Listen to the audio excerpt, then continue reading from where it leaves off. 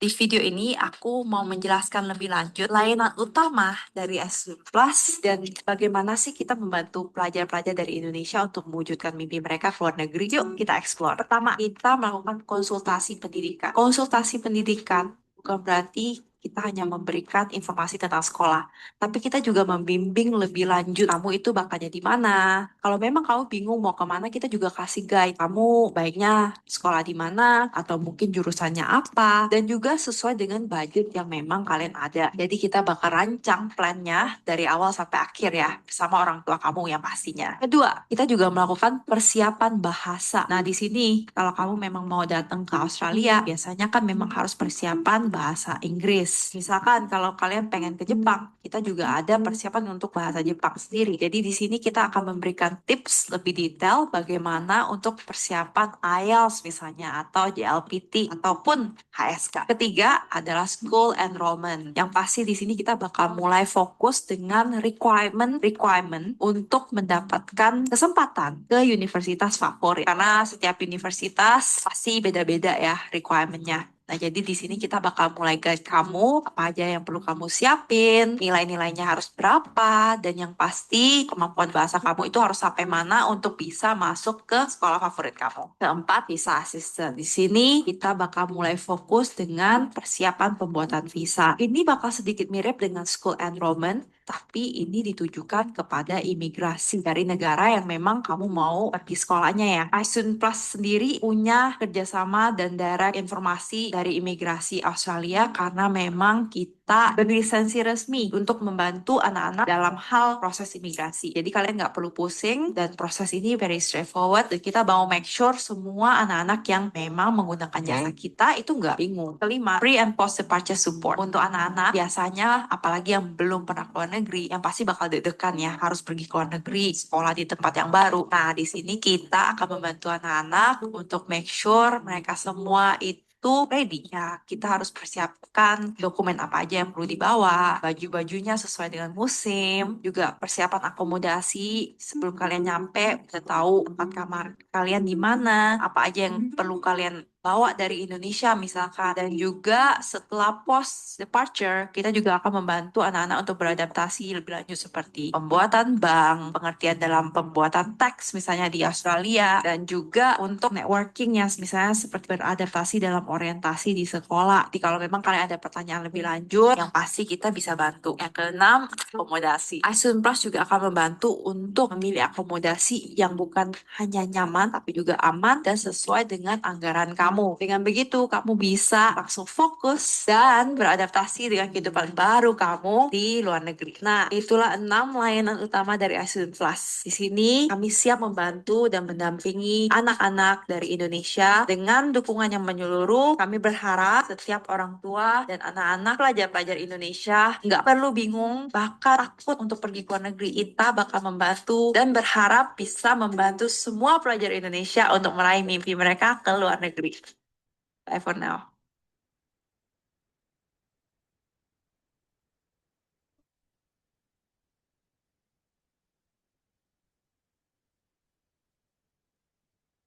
Di video ini aku mau menjelaskan lebih lanjut layanan utama dari S2 Plus dan bagaimana sih kita membantu pelajar-pelajar dari Indonesia untuk mewujudkan mimpi mereka ke luar negeri. Yuk kita explore. Pertama, kita melakukan konsultasi pendidikan. Konsultasi pendidikan bukan berarti kita hanya memberikan informasi tentang sekolah, tapi kita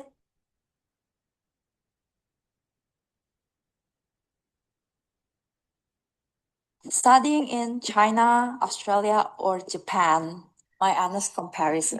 Hi, future students. If you have always questioning whether you should go to study in Australia or China or Japan, kita bakal kupas satu-satu the cost, culture, and career opportunity. Let's get into this. Number one, tuition fee and scholarship. Let's be honest. We need to talk about money. Disclaimer, yang aku infoin harga-harganya itu kurang lebih aja ya. Kemungkinan kalian bisa dapat yang lebih murah, ada juga yang lebih mahal. Pertama, Cina itu biasanya cheaper than the others. Kalau kamu nih contoh mau belajar bahasa Mandarin, 1 tahun tuh bisa kurang lebih 40 sampai 60 juta per tahun. Sedangkan kalau kamu pengen universitas itu bakal kurang lebih 40 sampai 100 juta per tahun. Nah, untuk Australia, kalau kamu pengen belajar bahasa Inggrisnya, itu bakal cost you around 2 sampai 3 juta per minggu. Dan sedangkan kalau mau universitas, itu bakal cost you roughly 100 sampai 300 juta per tahun. Dan kalau kamu mau di Jepang, ini bakal seperti kayak di middle. Belajar bahasa Jepang, it will cost you 50 sampai 100 juta per tahun. Dan universitas bakal cost you around 50 sampai 150 juta per tahun. Scholarshipnya gimana? Nah, kalau di Cina sendiri, scholarship tuh banyak banget. Jadi sebenarnya kalau kamu rajin, attitude bagus, rajin sekolah, kemungkinan untuk dapat scholarship tuh lumayan banyak. Dan bahkan kamu bisa minta ke dosen kamu untuk reference mana sih scholarship yang bisa kamu apply gitu. Sedangkan kalau kamu di Jepang sama di Australia, they are quite similar. Jadi mereka tuh memang looking for people yang memang really good at their field gitu. Jadi kalau kamu memang sangat berbakat di bidang itu, kemungkinan besar untuk dapat scholarship tuh gampang. Dan untuk di Jepang biasanya juga ada scholarship yang dimana kalau memang bahasa Jepang kamu tuh bagus, kemungkinan untuk apply scholarship juga lebih gampang. Number two, cost of living. Living in China can be very affordable. Considering biasanya kalau student-student tuh udah tinggal di Cina, apalagi kalau lagi kuliah, biasanya bakal tinggalnya tuh deket sekolah. Dan memang itu banyak banget di Cina. Jadi kalau memang kamu udah tinggal di deket sekolah, kamu yang pasti bakal save public transport. Makanan tuh harganya bakal murah-murah karena memang dijual untuk student price. Nah, sedangkan kalau kamu di Sydney atau di Australia, tempat tinggal tuh quite limited. Sebenarnya kalau anak-anak dari Indonesia yang mau ke Australia, biasanya mereka bakal coba cari dulu sebelum nyampe di Australia, dan itu memang sedikit susah. Dan housing price, kamu juga harus tahu di Australia lumayan tinggi, jadi rentnya lumayan mahal. Makanan juga lumayan mahal, bisa dibilang kayak kurang lebih $10 per meal. Dan untuk public transport mereka juga quite high ya. Nah, sedangkan kalau di Jepang, sebenarnya dari pengalaman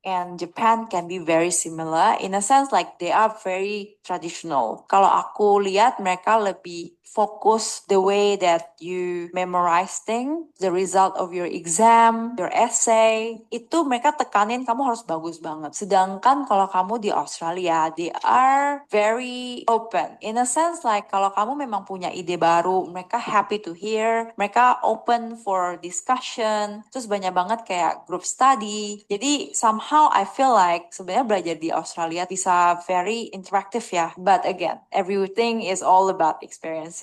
So don't worry about it too much. As long as you study, you'll be fine. Number five, culture and student life. Student life in China and Japan again can be very similar in a sense like karena mereka tuh banyak banget festival. Imagine mereka punya Chinese Imlek, di Jepang banyak banget Matsurinya, dan memang orang-orang di sana juga suka gathering kayak makan bareng, dan banyak acara yang memang didesain untuk orang bareng-bareng. Sedangkan kalau di Australia itu sedikit independent, bisa dibilang sedikit lonely, tapi tetap aja ada social life-nya. Tapi social life mereka tuh lebih banyak kayak ada pasar malam atau misalnya ada Indonesian Festival. Jadi sedikit limited dan memang that's how they live their life somehow. They appreciate their privacy. Dan banyak juga anak-anak yang sekalian waktu kuliah mereka sekalian part time. Jadi banyak yang nggak ada waktu untuk gathering with their friends. Gitu. Number six, career after graduation. Nah, untuk di Cina sebenarnya they growing very fast. Dan opportunity itu selalu ada kalau kamu bisa Mandarin. Cuma the downside adalah karena orang Cina tuh banyak banget. Jadi kamu harus compete dengan orang lokal. Mungkin that's a tricky part ya. Jadi untuk dapat sponsor, pathway, untuk stay long term in China tuh sedikit limited. Nah, sedangkan kalau kamu di Australia dan Jepang, they are very open. Jadi apalagi kalau memang jurusan yang kamu pilih itu mereka butuh banget di negara mereka. Job opportunity itu banyak banget dan sponsor juga yes. Apalagi kalau memang kerjaan kamu bagus. The thing that you need to be concerned about adalah ya bahasa skillnya. Kalau kamu di Australia, kamu harus make sure kamu have a good English skill. Sedangkan kalau kamu di Jepang, you need to make sure that you have a very high level of Japanese language. Quick pros and cons. The quick summary ya. Kalau kalian suka yang something more affordable, cultural experiences, to be honest, I think China and Japan can be very good option. Apalagi kamu bisa menguasai bahasa Cina dan Jepang, it can be a good asset for your future career. Kalau kamu memang mau something slightly different, lebih westernized dan lebih, appreciate that independency, I think Australia can be the right place to go. Either way, my honest take, wherever you go, kalau memang kamu mau belajar, kamu memang suka sama negaranya, kamu open untuk learning, you're not going to have any big problems. You'll be fine. So yeah, so tell me in the comment which country that you like the most or which country that you want to go for your next study journey. And if you have any question, don't forget to DM me or subscribe for my next videos about studying abroad. Bye for now.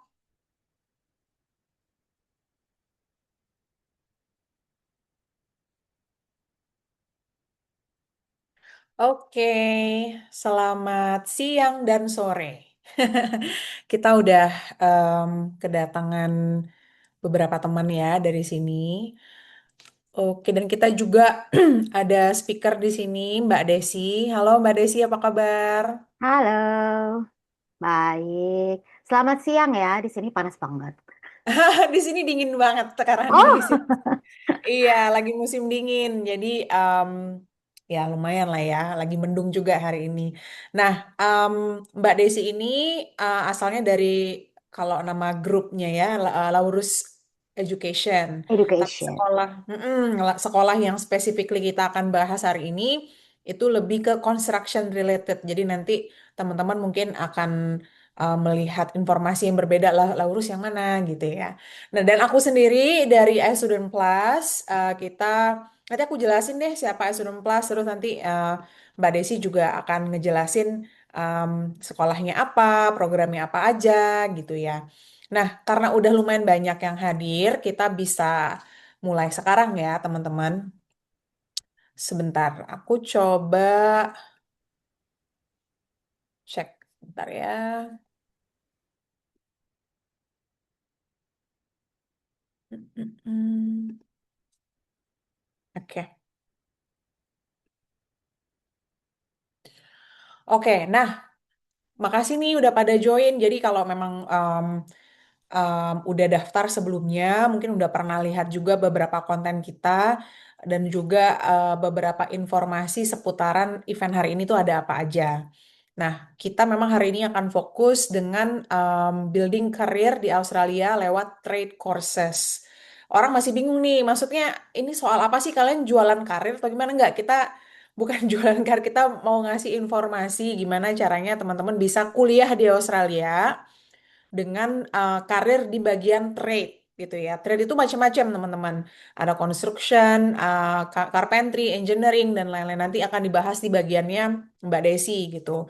Karena aku perlu meluruskan ini karena kita melihat banyak yang daftar, terus juga ada yang mengisi kolom pertanyaan kita.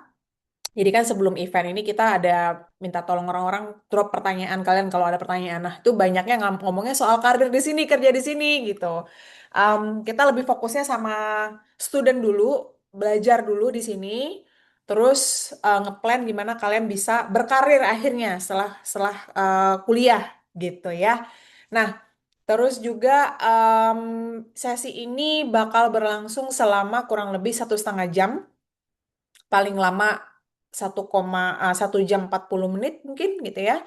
Nanti akan ada beberapa sesi kuis juga di mana kalian bisa mendapatkan 50.000 rupiah dalam bentuk apa namanya, bisa dari bank transfer, bisa jadi OVO, Dana, nanti bisa kita atur gitu ya. Nah, untuk memenangkan itu kalian harus benar-benar denger nih informasi hari ini gitu. Ya, langsung aja mungkin ya kita mulai dari yang pertama. Oh iya, aku juga ngasih tahu bakal nanti ada sesi tanya jawab.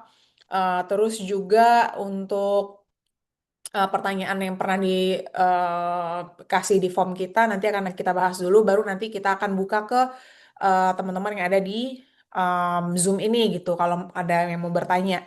Dan selama webinar ini kalian bisa nulis di kolom komentar itu kalau ada pertanyaan soal studi di Australia, soal course ini, atau generally gimana sih jalannya bisa kita bantu. Nanti ada tim kita yang akan balas gitu. Nanti kalau ada bagian yang kita perlu uh, discuss ya lebih detail, nanti kita akan bahas itu di akhir gitu ya. I think is fair enough.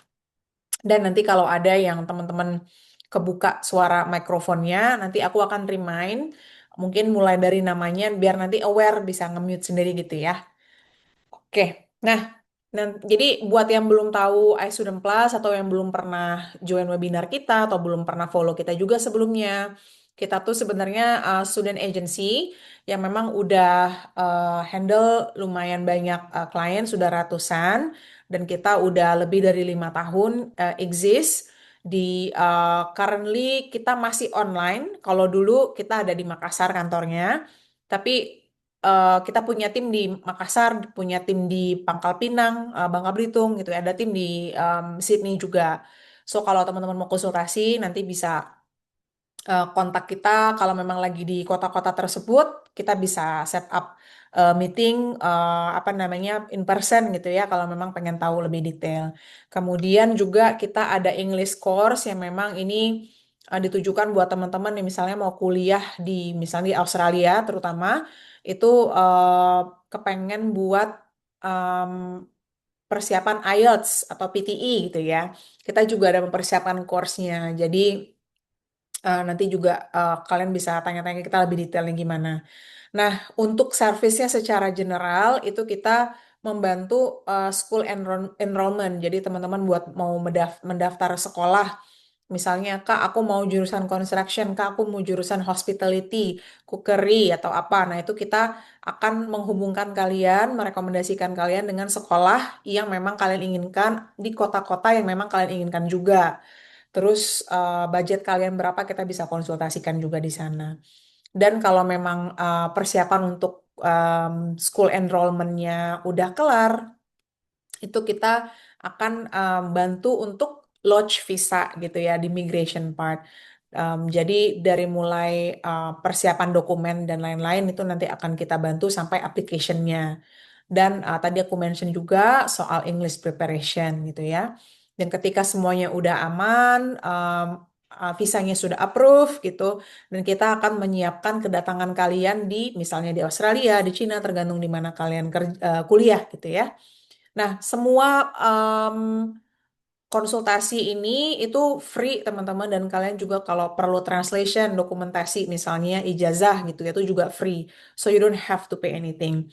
Which is ini sometimes orang yang bikin agak demotivasi itu ya karena biaya buat konsultasinya aja udah jutaan gitu. So with us, feel free to reach us out gitu ya. Nanti kalian bisa follow us juga di Instagram dan lain-lain, informasinya nanti akan ada di akhir. Nah, specifically buat hari ini kita mau ngebahas soal trade courses gitu ya.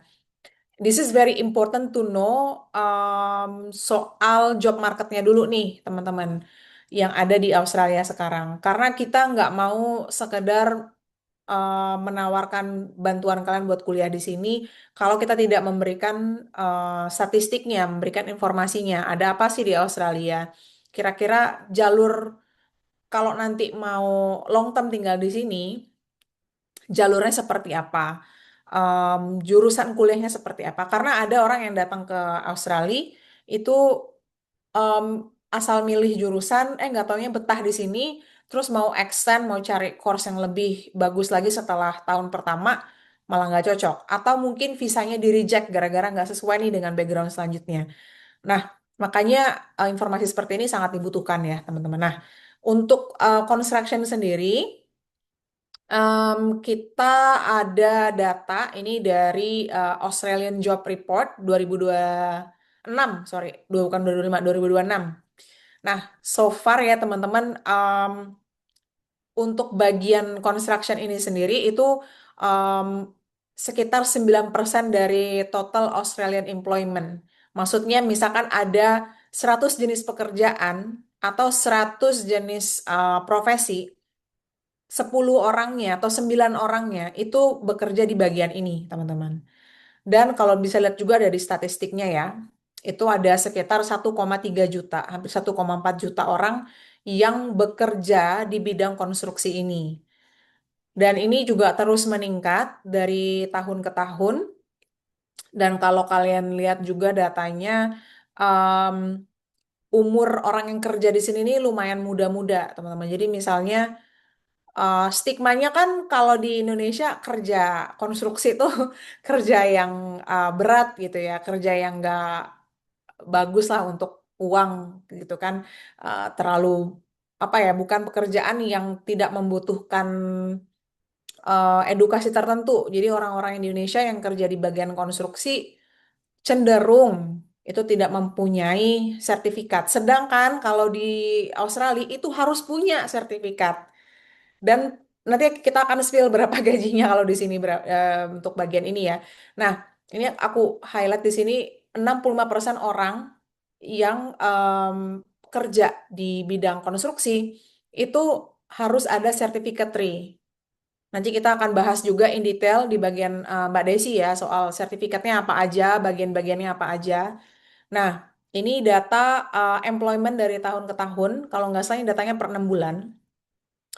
Kalau during COVID kan memang minus ya, teman-teman. Tapi uh, setelah COVID tuh menanjak luar biasa employment growth-nya gitu ya. Sekarang memang lebih tipis, tapi ini jauh lebih um, baik dibandingkan dengan tahun sebelum pandemi yang sepi banget.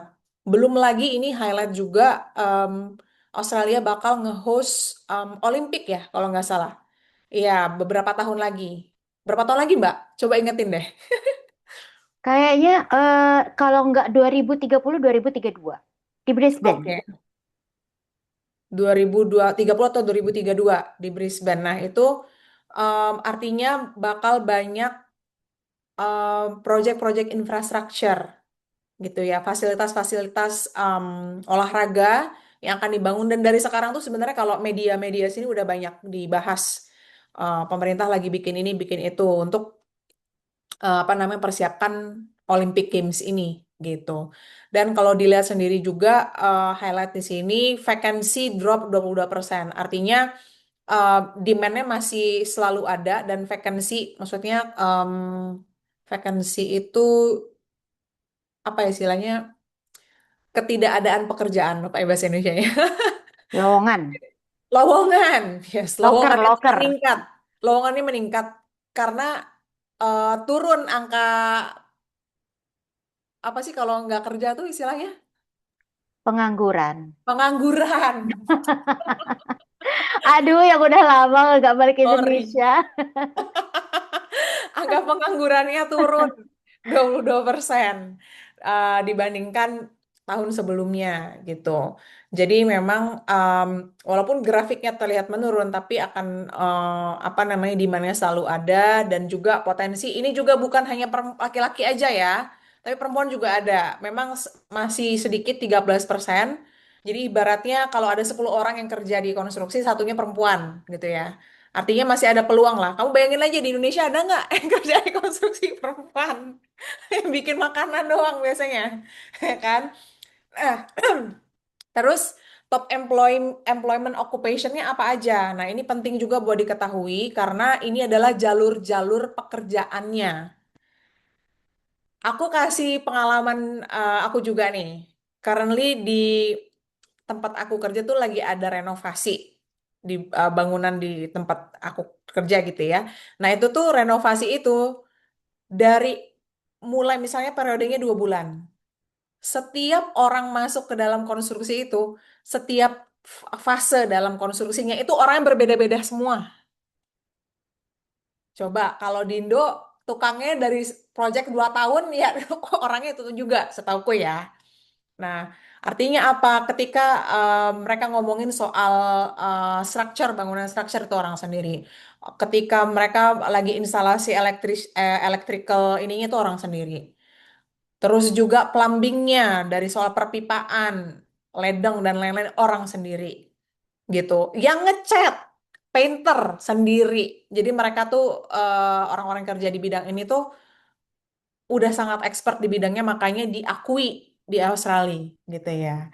Ini hal yang mungkin belum lumrah di Indonesia, tapi di sini kuliahnya ada buat orang-orang ini dan bisa dilihat sendiri yang paling tinggi itu electricians. They earn a good money, better than your accountant.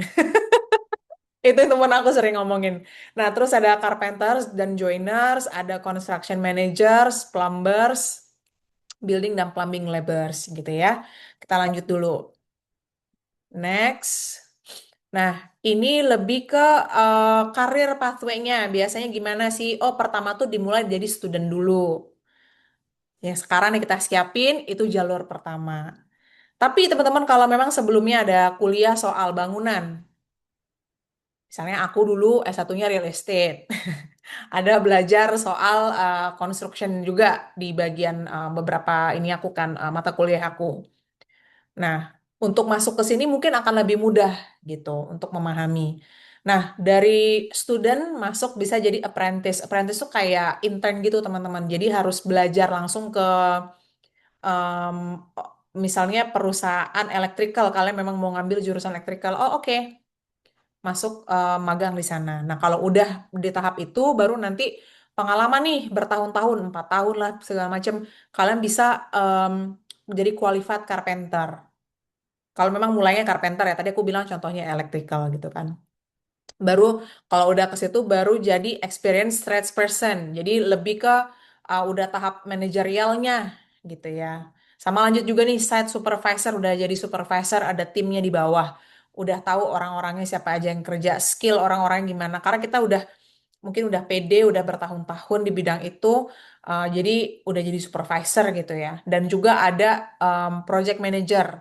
Nah, tadi aku ada cerita sedikit soal project manager, soal project renovasi ya di bangunan dekat kantor aku misalnya. Nah, itu ada PM-nya sendiri, project manajernya sendiri, yang dia itu biasanya kerjanya ngitungin cost-nya, terus istilahnya kayak HR juga. Jadi dia mencari orang-orang yang kerja di bidang yang dibutuhkan buat project itu. Nah, ini tugasnya sih project manager atau project coordinator dan itu juga ada sertifikat sendiri di saat di situ, teman-teman. Jadi dia udah tahu ilmu teknikalnya, dia juga udah tahu em, banyak apa ya istilahnya networking ya untuk orang-orang yang kerja di sana siapa aja. Nah, yang topnya nih, yang kaya banget biasanya ini ya, itu business owner gitu, yang udah em, mempunyai usaha sendiri misalnya di bagian plumbing atau di bagian painting. Tadi painting maksudnya untuk ngecat-ngecat gitu ya. Itu biasanya yang it takes a while bisa kayak mulai dari 5 sampai 10 tahun mungkin untuk orang bisa mencapai level bisa bikin usaha sendiri. Jadi supaya skillnya diasah dulu biasanya gitu. Nah, tadi aku mention juga soal salary. Ini nih, salary-nya sebenarnya tergantung sama skill tadi yang kita bilang kan. Kalian di bagian mana nih? Udah berapa tahun nih? Gitu. Cuma memang mediannya jadi rata-rata itu sekitar $45 per jam. kita kasih perbandingan dengan orang-orang yang kerja di bagian hospitality misalnya, yang kerja di hotel, yang kerja di restoran, itu minimum mungkin wage-nya bisa start dari $25, $30, bahkan yang kerja di bidang kesehatan itu sekitar 30-an kalau nggak salah. Nah, kalau di bagian ini emang ini over the top ya, over the moon, $45 per jam. Dan kerjanya memang lumayan panjang ya teman-teman. Dan biasanya mulainya pagi banget. Jadi kalau teman-teman di Australia itu jam 7 pagi tuh udah rame banget jalanan. Orang-orang tradie kita bilang ya orang-orang di bagian ini uh, profesinya itu mereka startnya dari jam 6 pagi biasanya. Tapi kerjanya selesai sekitar jam 3 jam 4 udah kelar gitu. Nah, terus kita ngomong juga full time kalau earningnya berapa sih sekitar 1.700 atau 91.000 eh, per year ya. Ini lumayan gede rata-rata average bukan average, standar gaji istilahnya UMR-nya lah ya kalau di Australia itu 80.000 per year kalau bagian ini 91.000. Ini salary yang masih bawah dulu nih teman-teman bukan yang atas-atas ya gitu. Terus juga em, tadi aku bilang banyak yang anak-anak muda. Nah, menariknya kalau di Indo mungkin tidak terlalu menarik bagian apa profesi ini gitu untuk anak-anak muda karena kerja keras. Karena mungkin end to end ya kerjanya dari project awal sampai selesai. Tapi kalau di sini ya kalian fokus aja nih bagian plumbing aja, bagian electrical aja, carpentry aja. Kalian jadi expert lah di bidang itu gitu dan banyak dan di uh, reward lumayan bagus gitu. Nah, sampai di sini aku stop dulu. That's too much information already. Aku juga mau ngingetin teman-teman kalau mau nanya silakan di grup chat. Feel free nanti misalnya Kak syaratnya apa aja segala macam. Feel free to ask nanti ada tim kita yang bisa bantu jawab-jawab ya. Nah, sekarang gimana Kak mau lanjut apply kuliah dan lain-lain? Nah, ini aku masuk ke cara iStudent Plus-nya dulu nih buat step by step kalau kita nyiapin kuliah. Misalnya kalau udah mikir nih, oh ini seperti ini informasinya soal apa namanya outlook lah istilahnya gambaran soal bidang ini. Nanti kalau mau konsultasi kayak Student Plus itu gimana gitu ya. Dan ini sesi ini aku rangkum dulu di bagian Student Plus-nya nanti baru ke Mbak Desi, which is sebenarnya mirip-mirip juga ya, karena bagian dari student agency-nya dulu tuh udah ngerangkum gimana cara apply kuliah gitu. Anyway, kalau step consultation sama kita itu mulainya dari kalian kasih tahu dulu goals kalian apa. Jadi misalnya, Kak, umurku 23 tahun, aku baru lulus S1, misalnya, jurusan tata kota, misalnya ya. Terus juga aku tuh sering apa namanya ngobrol sama teman-teman aku dan kayaknya banyak yang pengen ke Australia. Umur aku juga masih muda. Kalau konstruksi gimana Kak? Construction atau jalannya apa yang bagus ya untuk pathway-nya gitu ya. Terus aku juga pengennya nggak hanya kuliah, pengennya lanjut kerja. Nah, inilah konsultasi kita di awal. Baru nanti kita mulai merumuskan program sama kampusnya di mana aja. Misalnya gini, kita kasih pertanyaan ke teman-teman. Sekarang budgetnya berapa punya untuk kuliah? Mampunya di kota mana? Nanti kita akan bahas kotanya, programnya, kampusnya. Jadi kan banyak nih course-nya apa-apa aja. Nanti kita kasih juga rekomendasi sekolah, terutama sekolah yang akan kita bahas hari ini ya, First Thought gitu ya nama sekolahnya. Nah, terus juga kita akan bantu dokumen preparation, mulai dari bagian IELTS-nya atau bank account-nya gitu ya. Nanti setelah ini kita akan kasih tahu detailnya dokumennya apa-apa aja. Terus baru kita apply ke kampus gitu ya. Kita serahkanlah data-data ini ke pihak kampus misalnya Mbak Desi gitu untuk lihat lagi apakah udah lengkap datanya, apakah masih ada yang kurang atau perlu ditambahkan lagi gitu ya. Baru Mbak Desi and tim akan mereview kira-kira ini bisa lulus nggak nih gitu. Kita kasih offer letter sama COE nggak? Namanya COE itu confirmation confirm of acceptance tadi itu loh. Enrollment istilahnya. Jadi udah confirm kalian bisa masuk kuliah di sana. Baru nanti kita masukin ke visa processing. Kalau udah dapat konfirmasi ya lulus jurusan, bukan lulus jurusan, lulus pendaftaran gitu. Baru nanti diproses visanya, dan kalau udah lulus atau dapat visanya akan di pre-departure. Kita bantu misalnya, iya kalau mau misalnya kita kasih suggestion, iya aku mau pindah ke Sydney. Kira-kira di Sydney suburb atau area mana yang bagus buat tinggal, ya murah. Terus bentar ya, ada yang eh, boleh ditolong di unmute yang namanya Gerits. Sorry aku nggak, thank you so much. Aku nggak bisa unmute, nggak bisa mute soalnya. Ya, terus juga kita bantu perpindahannya, dan baru kita kasih support during the study. Misalnya kalian membayar uang kuliah, kita akan support di sana, bantu menghubungkan langsung ke kampus misalnya. Terus baru kita bantu sampai kalian graduation, sampai kalian pengen lagi, misalnya, Kak, aku sambil kuliah udah ada pengalaman, misalnya part-time di construction, gimana caraku buat extend lagi stay di sini? Oh, kamu udah ambil sertifikat ini belum? Nanti kita bisa suggest gitu misalnya. Atau, oh, kamu udah ada potensi buat sponsorship belum dari employer kamu gitu, orang yang meng-hire kamu. Nanti kita bisa bahas lagi. Jadi nggak hanya dari setelah graduation kita antar pulang, nggak hanya itu aja, tapi bisa konsultasi setelahnya mau ngapain gitu. Jadi kita bisa bantu juga ya. Kemudian, nah ini dokumen preparation yang banyak ditanyakan sama teman-teman. Tadi ada proses di mana kita em, getting to know you dulu gitu ya di konsultasi awal. Itu kita minta biasanya updated CV, kurikulum vitae ya, karena em, kita juga pengen tahu nih background kalian apa, S1-nya apa, pekerjaan di Indonesia misalnya kalau udah kerja apa. Jadi kita bisa go through, terus juga lewat Zoom meeting kayak gini kita bisa tahu background kalian apa, terus aspiration kalian apa gitu ya. Baru ada education certificate sama transkrip ijazah kalau kita bilang ya. Em, yang nanti kadang ada yang harus ditranslate dulu lah, kadang ada yang enggak, nanti bisa diproses dari sini. Ada paspor juga for sure, karena go to you have to go overseas, so you need passport. And then national ID, KTP, terus ada family card.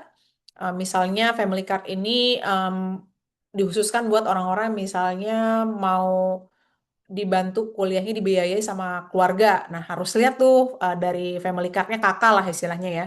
Itu siapa sih? Oh, omnya atau bapaknya gitu, yang akan mensupport gitu. Jadi kita bisa tahu juga nih si pihak immigration gitu ya. Dan English certificate yang terutama ini penting banget karena semua pembelajaran di sini itu melalui bahasa Inggris, teman-teman ya.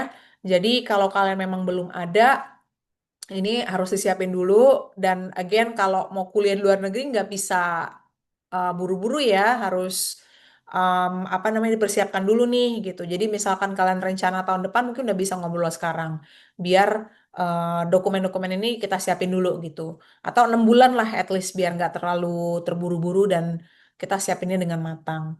Terus ada Genuine Temporary Entrant atau GTE atau Genuine Student Statement. Ini lebih ke kayak esai lah istilahnya ya, yang kalian bikin menceritakan tentang background kalian dan rencana studi kalian apa, kenapa ini penting buat karir kalian ke depannya. Nah, ini juga tergantung dengan masing-masing orang. Ceritanya akan beda-beda. Ini juga nanti bisa kita bantu bikin strateginya seperti apa. Jadi, kalian akan kami bantu membuat GTE atau GS ini supaya membantu kalian mendapatkan visa gitu ya. Dan terakhir, sponsor atau financial preparation. Ada beberapa yang masih disponsor sama orang tuanya untuk kuliah di Australia, ada yang memang udah pernah kerja dan nabung. Nah, ini juga sangat penting gitu ya. Untuk detail lebih jelasnya sebetulnya nanti kalian tinggal WA aja ke kita, Kak. Financial preparation yang bagus itu seperti apa? Berapa banyak, berapa rupiah, berapa juta gitu. Itu bisa. Atau tanya aja tuh di grup chat. Maksudnya untuk ini nih, apa namanya, di Zoom Zoom chat kita gitu. Kalau mau tanya, Kak, kondisi aku seperti ini. Aku baru lulus WHV, aku pernah pengalaman kerja di construction. Kira-kira gimana, Kak? Menurut Kakak persiapan ininya harus berapa lama? Tanya aja. Aku mau nanya juga nih kalau gitu. Ada yang anak WHV nggak di sini? Kemungkinan sih orang yang tahu soal potensi kuliah trade di Australia itu anak-anak PHV ya, Mbak Desi. Jadi kita bilangnya onshore, orang-orang yang udah ada di Australia gitu. Ada yang anak WHV mungkin bisa tunjuk tangan. Kita banyak klien anak-anak WHV juga yang mau lanjut ngambil sertifikasi. Oke, now we have quiz time. Nah, ini yang paling em, apa ya ditunggu-tunggu gitu.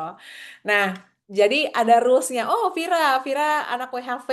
Oke, tuh kan udah mulai ada yang berinteraksi. Aku suka deh.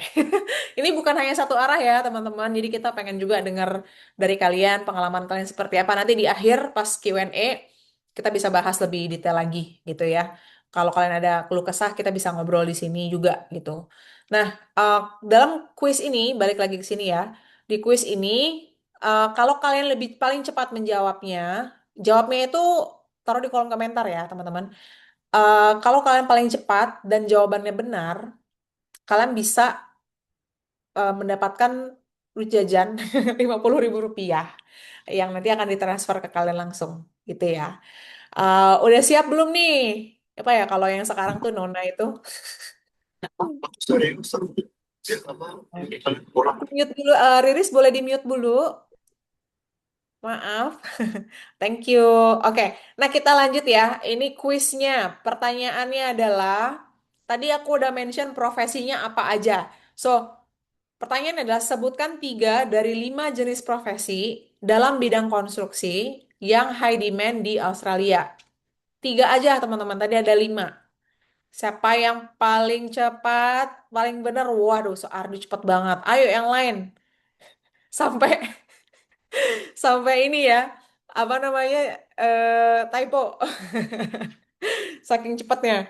Ayo yang lain, nah lo pada keluar semua. Ini aku yakin banyak anak WHV nih yang udah tahu apa namanya em, eh,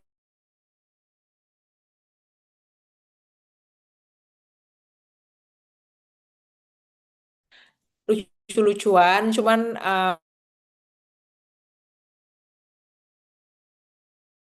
um, it's also good to test mendengar sesi ini gitu ya untuk fokus gitu. Wow, makin rame nih. Perempuan juga pada ada.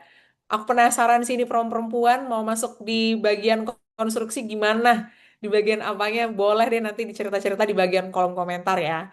I personally studied real estate when I was in Malaysia. Nothing to do with plumbing, nothing to do with construction.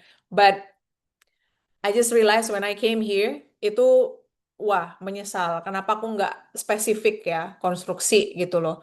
Uangnya banyak gitu. So yeah, this session is for you guys yang mau start awal gitu ya, buat karirnya lebih cemerlang di Australia.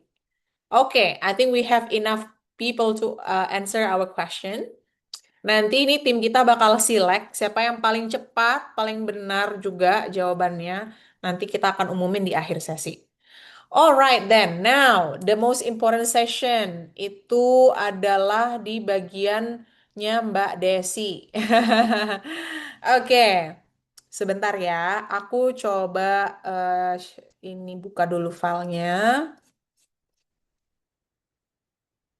Oke, aku share screen ya Mbak. Oke. Mm, mm, mm. There you go. Kelihatan nggak? Ya, dah. Ya, monggo Mbak. Oke.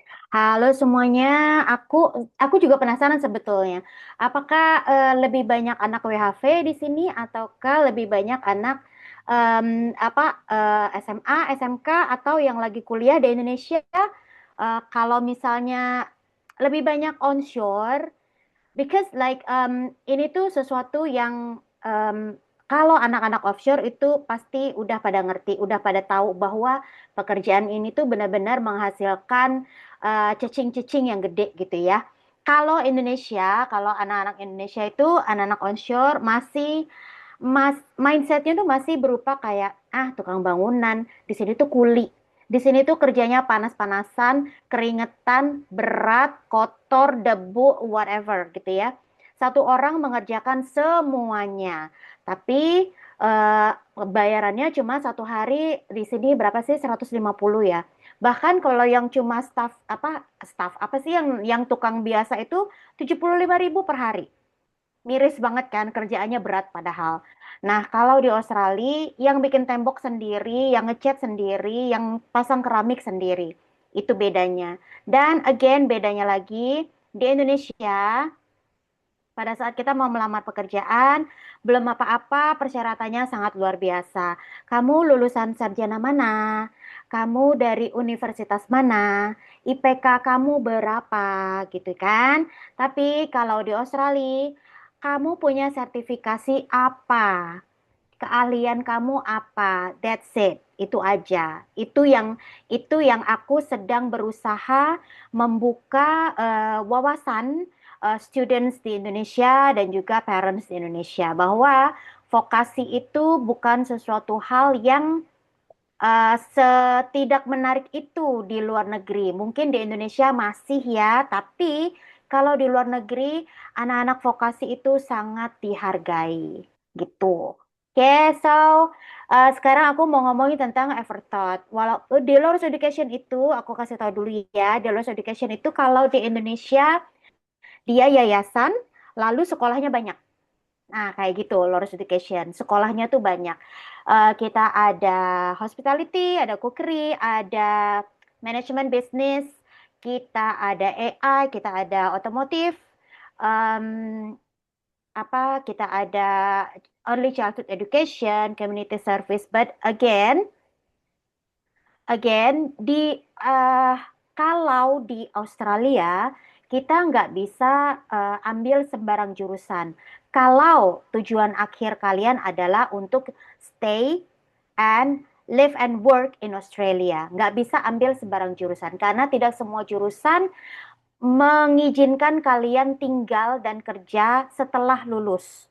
Itu yang aku kalau setiap expo tanya langsung sama anak-anak, aku selalu tanya, kamu mau kuliah ke luar negeri tujuannya apa? Ya, awal-awal mereka malu-malu lah ngomongnya. Aku mau pengalaman baru, aku mau mau tahu di luar negeri itu seperti apa, kayak gitu-gitu deh. Terus aku tanya, setelah kamu lulus, kamu mau kembali ke Indonesia atau kamu mau tinggal di sana? Semua 100% jawabannya adalah mau tinggal di sana. Artinya mereka setelah lulus mau tinggal di Australia. So, itulah aku keliling Indonesia berusaha memberitahu mereka bahwa kalau memang mau tinggal dan kerja di Australia, itu jalurnya nggak bisa sembarang. Harus ambil program yang memang ada PR pathway-nya.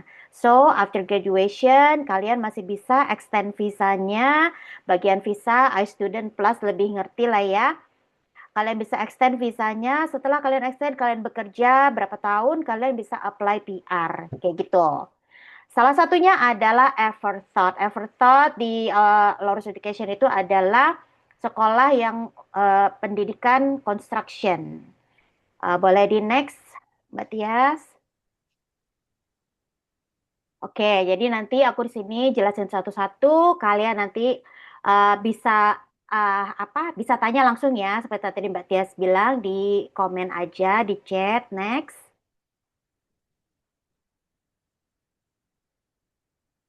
Nah, mungkin di Indonesia belum banyak yang tahu tentang Lorus Education karena memang baru-baru ini aja mereka punya rep di Indonesia. So, kerjaku sekarang adalah memperkenalkan Lorus Education ke seluruh Indonesia. Lorus Education itu sudah berjalan hampir 10 tahun. Nah, kalau yang Evertot ini memang lebih lama. Kayaknya Evertot yang pertama kali nih ya. Karena memang demand-nya tinggi banget kan. Next. Nah, di Evertot itu, again, sekolah vokasi di Indonesia baru mulai naik ya istilah pamornya. Biasanya kan anak-anak itu, anak-anak dan orang tua ngerjainnya SMA, SMA, SMA. dulu namanya STM. Anak STM itu selalu konotasinya negatif. Now SMK itu lagi dinaikin lah ya, bukan masalah image, lebih ke mindset bahwa em, gini, aku melihatnya gini. Pada saat SMA itu kita sangat akademik, menghafal, berhitung, sesuatu yang aku tuh ingat banget aku dulu A2 dulu tuh jurusannya A2 itu biologi.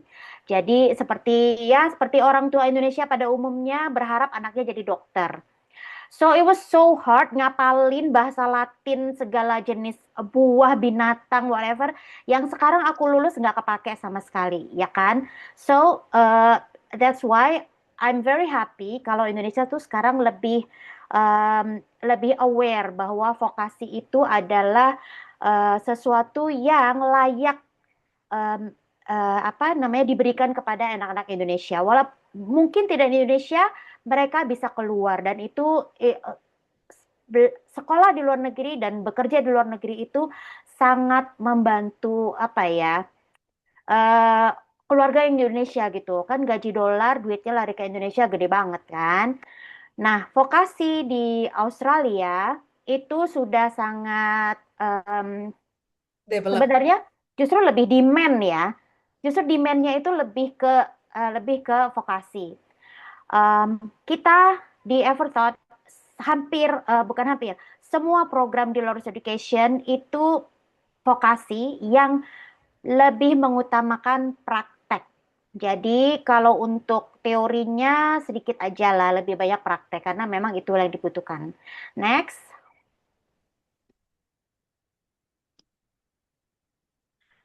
Nah, eh, yang di Evertot apa aja?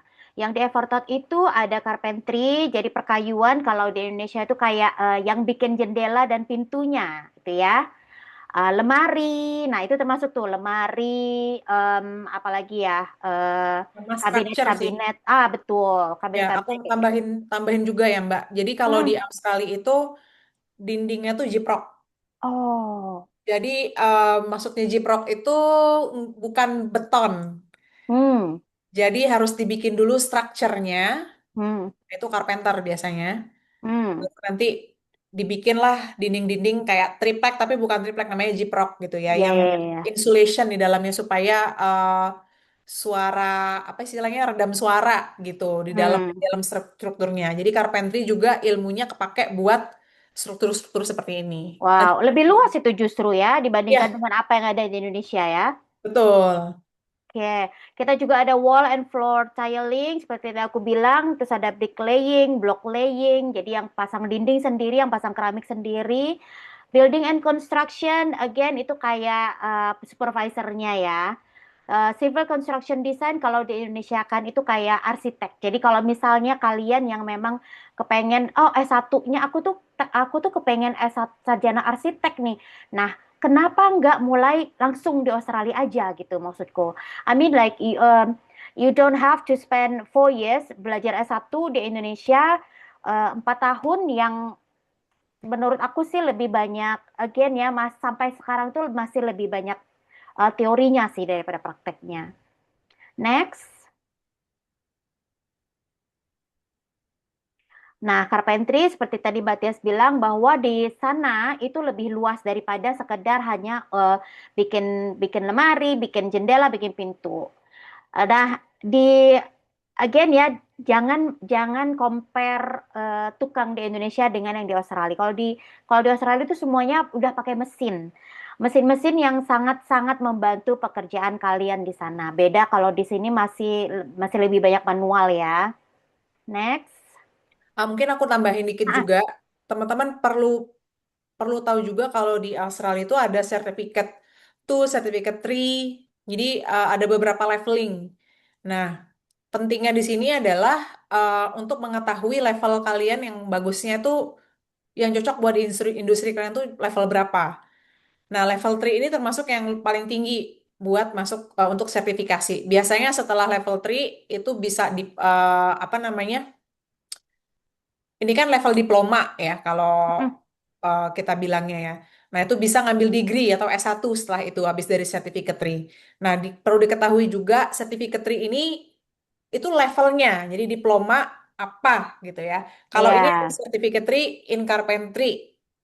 Nah, just for your information Iya, aja. karena di Indonesia tuh masih namanya titel itu masih sangat penting ya. Jadi mereka melihatnya, ah cuma dapat sertifikat doang, but sertifikat di sana dengan yang di sini itu beda gitu. So Hmm, it's not the same dan again kalau yang namanya udah pakai sertifikat itu artinya itu ahlinya di situ, keahliannya tuh di situ.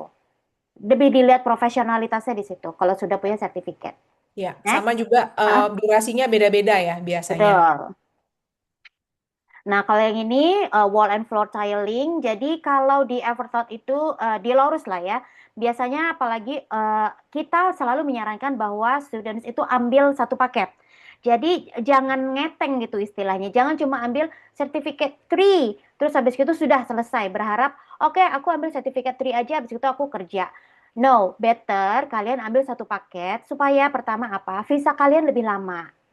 Kalian bisa lebih lama tinggal di sana, kalian bisa lebih banyak bekerja di sana gitu. Jadi dan setelah kalian lulus kuliah itu apa namanya sertifikatnya nggak cuma yang level bawah gitu. Kalian udah bisa jadi supervisor gitu kan. Jadi selama 2-3 tahun itu istilahnya nggak sia-sia lah gitu Betul. ya. Aku tambahin lagi juga, Ah, Mbak. Maaf. Karena aku langsung dengar dari teman-teman aku kerja di sini gitu ya.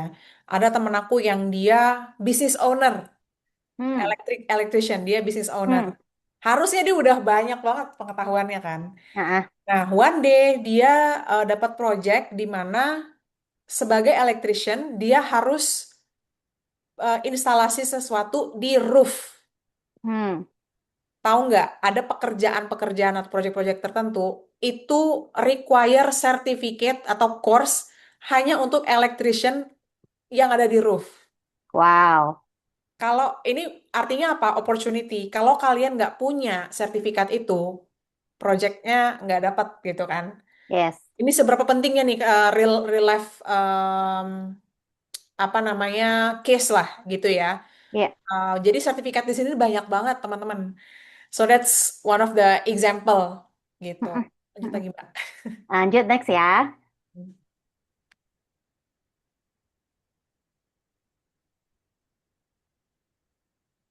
Oke, nextnya kita ada painting and decorating. Nah, misalnya ada cewek nih, biasanya biasanya sih jurusan ini ya lebih banyak ceweknya, karena nggak apa namanya nggak mau kerja kotor, nggak mau kerja banyak debu dan angkat-angkat gitu ya. Jadi ambilnya painting and decorating. And cewek kan lebih itulah ya, lebih artistik lah istilahnya. So kita juga ada ini. Next. Nah, kita ada bricklaying, block laying. Yang bikin tembok-tembok itulah. Next. Nah, kita ada, habis sertifikat 3, ada sertifikat 4. Istilahnya, kalau di Indonesia itu apa Mbak Tiasya? Diploma 4 kah? Atau apa ya? Oh, Atau, D3, D4 gitu kali ya? iya, kayaknya D3, D4 gitu ya. Nah, ini, jadi kalau kalian mau paketin, misalnya, aku maunya di painting. Kalian ambil sertifikat 3 painting, ambil sertifikat 4 building and construction misalnya. Habis itu nanti kalian ambil lagi yang diploma. Gitu. Kalau di Indonesia tuh, kalau di Australia itu sertifikat 3, 4 baru masuk ke diploma. Baru degree habis itu. Betul. Next. Nah, ini yang diplomanya. Kalau di Indonesia kayaknya sarjana terapan kali ya. Kan Hmm. kan sekarang di Indonesia ada tuh yang namanya sarjana terapan. Jadi apa namanya? Dia punya titelnya tuh ST gitu kalau nggak salah deh. Oh, oke. Gitu. Dan ini Eh, spesifik ke building and construction management. Jadi lebih ke betul. mempersiapkan kalian jadi em, apa tadi aku bilang di awal project manager. Mm-mm, mm-mm. Jadi Ya, belajarnya jadi ya budget ya benar kan. budget legal Nah, legal constructionnya itu apa-apa aja regulationnya gitu. betul, betul. Next. Sebenarnya ini menarik banget loh. Ini kalau aku kalau masih muda gitu ya, aku mau lah ini. Terus kita juga ada diploma building construction. Ini yang buildingnya ya, ini yang buildingnya. Kalau yang tadi itu manajemennya. Jadi ini lebih Bedanya ke apa? arsitek design. Jadi understanding di architectural design-nya dulu. Jadi construction prosesnya. Misalnya, misalnya ini ada klien mau bangun 5 lantai. So yang menghitung adalah si building and construction ini apa spesifikasinya di situ gitu. Jadi nanti mereka yang akan oh nanti kalau kalau misalnya 5 lantai nanti kalau Indonesia kan bilangnya cakar ayamnya harus berapa, jarak berapa, kayak gitu-gitu deh. Materialnya ya. Betul. Nextnya. Nah, ini yang banyak banyak di Indonesia ambil S1 arsitek kan. Nah, inilah. Jadi I mean kalau memang kalian SMA, SMK yang pingin, aku tuh sebenarnya pengen ke arsitek. Ambil ini deh, ambil sertifikat 3, sertifikat 4, terus kalian ambil yang diploma tuh satu advance diploma. Mungkin advance diploma itu kalau di Indonesia apa ya? Aku ngomongnya agak bingung kalau advance diploma tuh. Kan di Indonesia taunya cuma bachelor, bachelor, bachelor gitu kan. Ya. Nah, yang pasti advance diploma ini lebih ke ya spesialisasinya lah ya. Jadi nih kalian nanti belajar tentang bangun jalan, jembatan. Jadi bisa kerja di pemerintah kali ya. Kalau di Indonesia kan yang ngebangun-bangun pemerintah kan yang ngebangun-bangun kayak gitu kan. Kalian belajar 3D CAD, desain software kayak gitu-gitu. So kalau sekarang kalian lagi SMA nih, this is jurusan yang tepat buat kalian mau jadi arsitek tapi lulusan luar negeri. Itu deh, gitu. Next.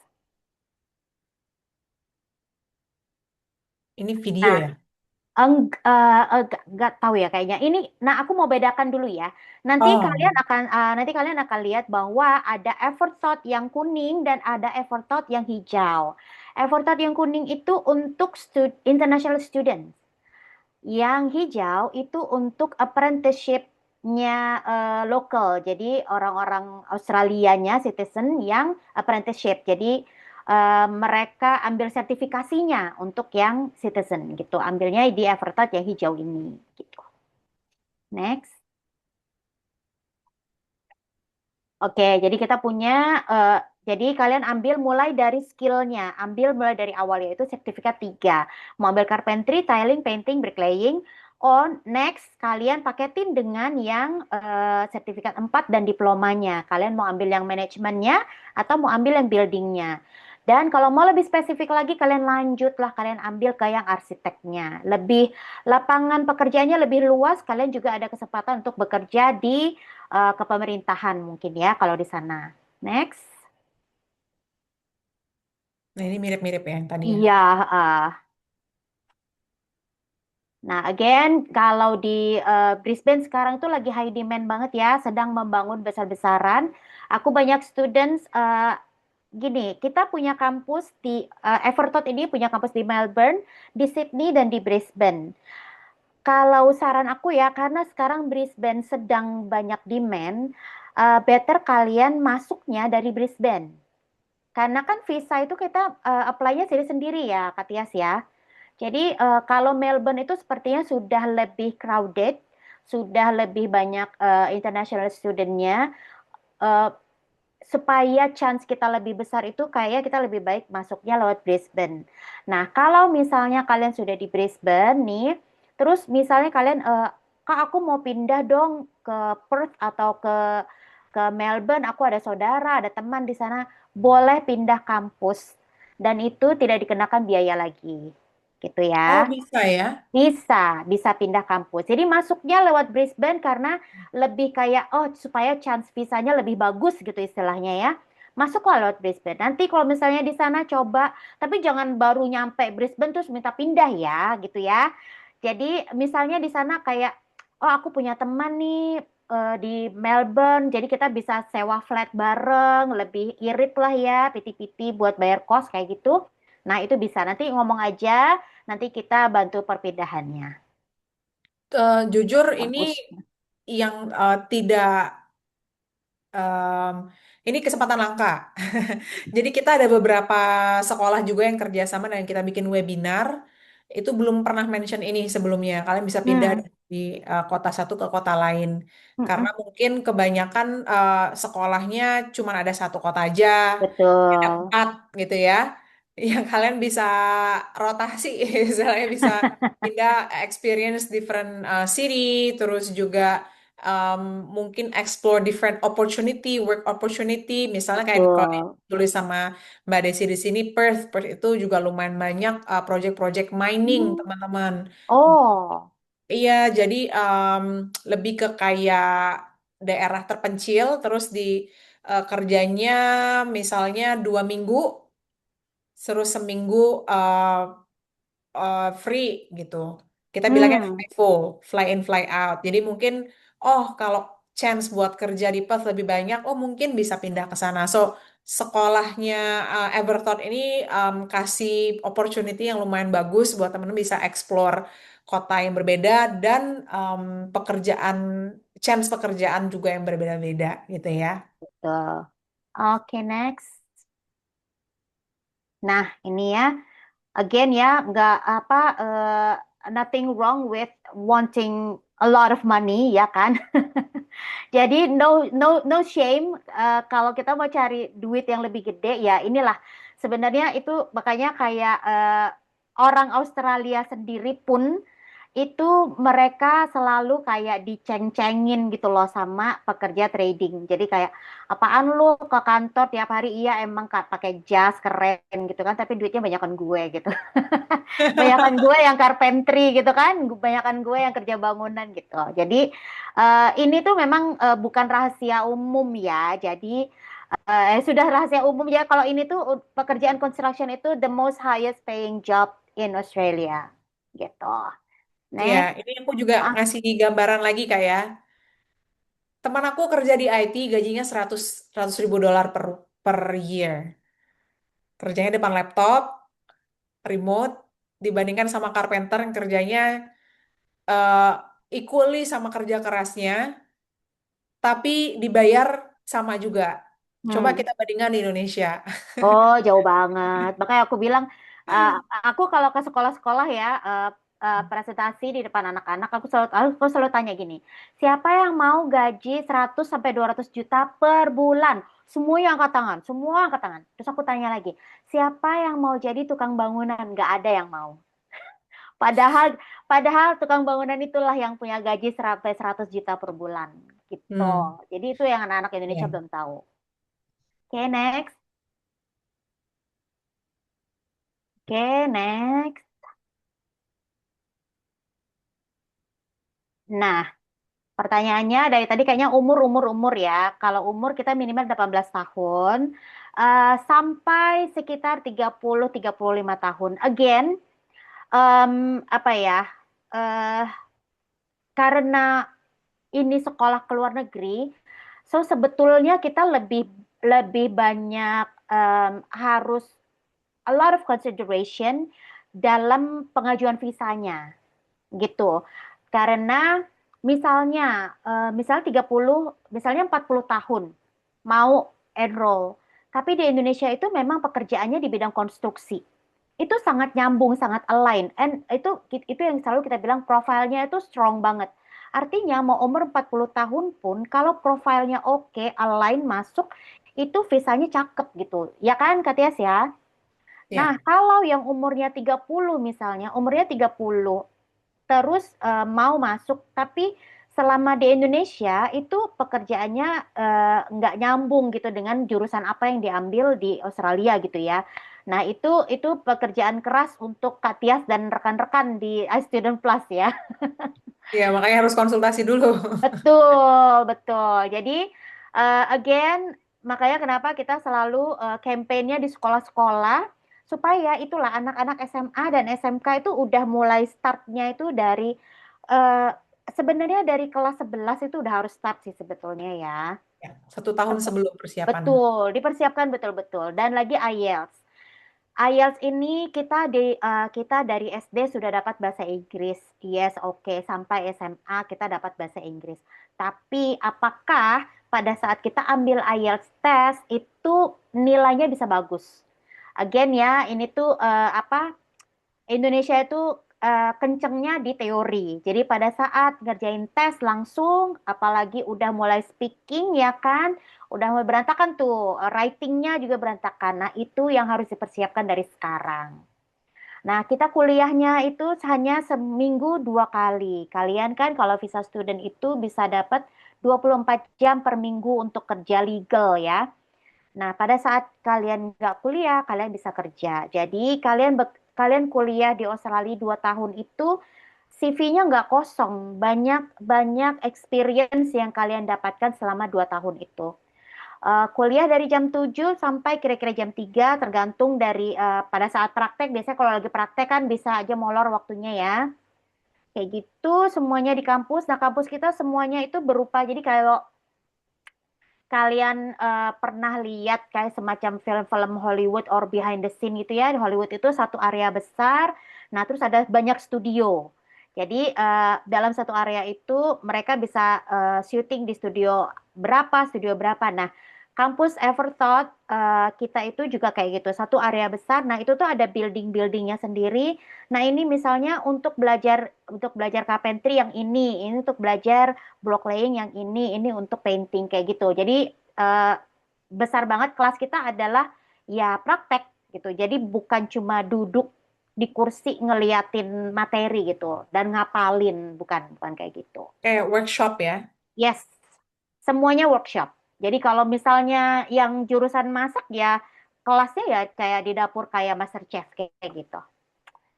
Seperti itu. Admission kita sebenarnya every month ya, but again ada beberapa bulan dan itu tergantung nanti dari admission kita. Kalau misalnya gimana-gimana, nanti aku kontekan tektokan sama Katias dari Student Plus untuk admissionnya. Tapi again, every month kita dapat intake. Nah again, kita Everthought itu juga sudah bekerja sama dengan pemerintah Korea. Jadi banyak opa-opa tuh yang belajar construction di Everthought. Wow. Yes. Nextnya, apalagi nih ya? Yes, gitu. Jadi again kan application nanti dibantu 100% sama Katias nanti pokoknya. They are Oke, very nanti attentive, dibantu. they are very knowledgeable. Asik. Oke, Thank you. thank you Kak. Nah, sesi selanjutnya itu kita ngebahas pertanyaan-pertanyaan yang udah dikumpulkan di dalam Q&A kita, form kita lah gitu ya. Nanti kalau kita udah bisa ngebahas ini semua dan ada pertanyaan dari grup chat, maksudnya chat yang di Zoom, kita juga bisa bahas. Nah, ini pertanyaannya bisa jadi secara generik, bukan hanya soal construction, karena kan orang belum tahu soal kuliah di Australia kadang kan. Jadi dia Betul. pertanyaannya generik, nanti dibantu sama tim kita, baru nanti kalau yang soal trade course bisa dibantu sama Mbak Desi ya. Yes. Nah, yang pertama, ada program apa aja selain Certificate 3, ada master program dan lain-lain nggak? Tadi udah dijelasin ya, Certificate Mm-mm. 3 sama diploma aja, sama advance diploma. Kita juga ada higher education sebetulnya. Jadi Ah, yes, kita ada higher education, tapi higher education kita itu baru 2 program, sedang menuju penambahan program lainnya. Jadi kita ada community service, Bachelor of Community Service. oh, oke, beda beda jurusan lah ya, bukan di bidang Betul, trade bukan ya. bukan di bidang construction, betul. Kita juga kan ada di New Zealand. Jadi kita ada di Australia, ada di New Zealand, ada vokasi dan ada higher education. Ya, for your information juga nih teman-teman, kalau di Aussie itu ada yang istilahnya VET courses, itu level sebelum degree atau S1, dan kalau udah S1 ke atas itu namanya higher education. Itu bisa bachelor, bisa master program, PhD gitu. Nah, kalau bagian trade ini sendiri, fokusnya banyaknya di VET karena dia belajarnya memang bukan apa tadi Mbak bilang Teori. teori, bukan teori, lebih praktikal gitu ya. Jadi kalau yang master program dan lain mungkin banyak jatuhnya bukan di bidang ini gitu. Betul. Ya, Lanjut ya. again, kalau di Australia itu kan kayak udah nggak ditanya lagi deh, kamu lulusan sarjana apa. Yang penting Ya, kalian punya skill, kalian punya certificate. ya. Honestly, orang di sini tuh bener-bener nggak membanding-bandingkan kamu sama Dekat kuliah. malah begini kita. Mohon maaf, Viality Mbak, Nalu. kita udah mau bikin Ya, ini. aku coba bisa. Oh, bisa nih. Oke. Alright, so ya kalau di sini tuh nggak banyak orang jarang sekali bertanya kamu S1-nya apa, udah lulus mana? Nggak ada. Bahkan teman aku yang sekarang nih housemate aku dia udah level manager VP di bagian HR misalnya, dia itu nggak ngambil S1, ngambil sertifikat HR di sini. Hmm, Bayangin, bisa jadi bos di ya, kantor. Jadi it betul. doesn't matter. Oke, lanjut ya, next question. Izin tanya, trade course apa yang demand-nya tinggi dan sangat potensi buat PR? Apa tuh, Kak? Ya itu, construction di Everton. Eh, kita ada juga pengalaman sebelumnya nih, student kita dia di bagian carpentry yang by point dia cuman tahun lalu ya ini. By point dia cuman membutuhkan 65 poin untuk dapat PR. Langsung daftar dia. Nah, ya Iya, kan?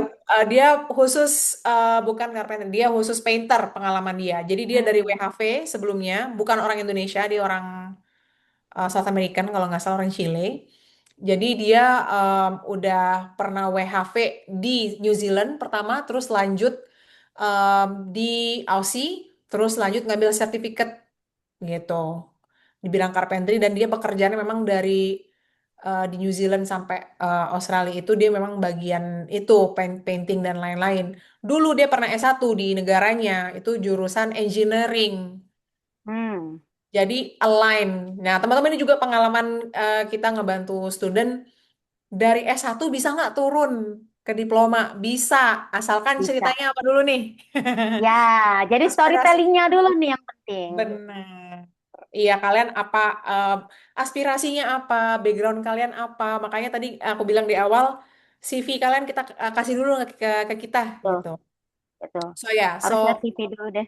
Kayak aku punya student ya. Ini this is very uh, surprising to everybody. Karena umurnya sudah 52 tahun. Ibu-ibu. Jadi mau ambil satu paket di hospitality. 52 tahun kita udah bilang, tapi Bu ini dari umurnya kayak gini-gini gini, sekolah sih oke aja gitu ya, as long as visanya oke. Dan ternyata you know what, granted, visa wow. studentnya granted. Dari Kenapa? mana Karena asalnya? dari Indonesia. Karena dia punya rumah makan di Indonesia. Gitu. Ada Jadi track record.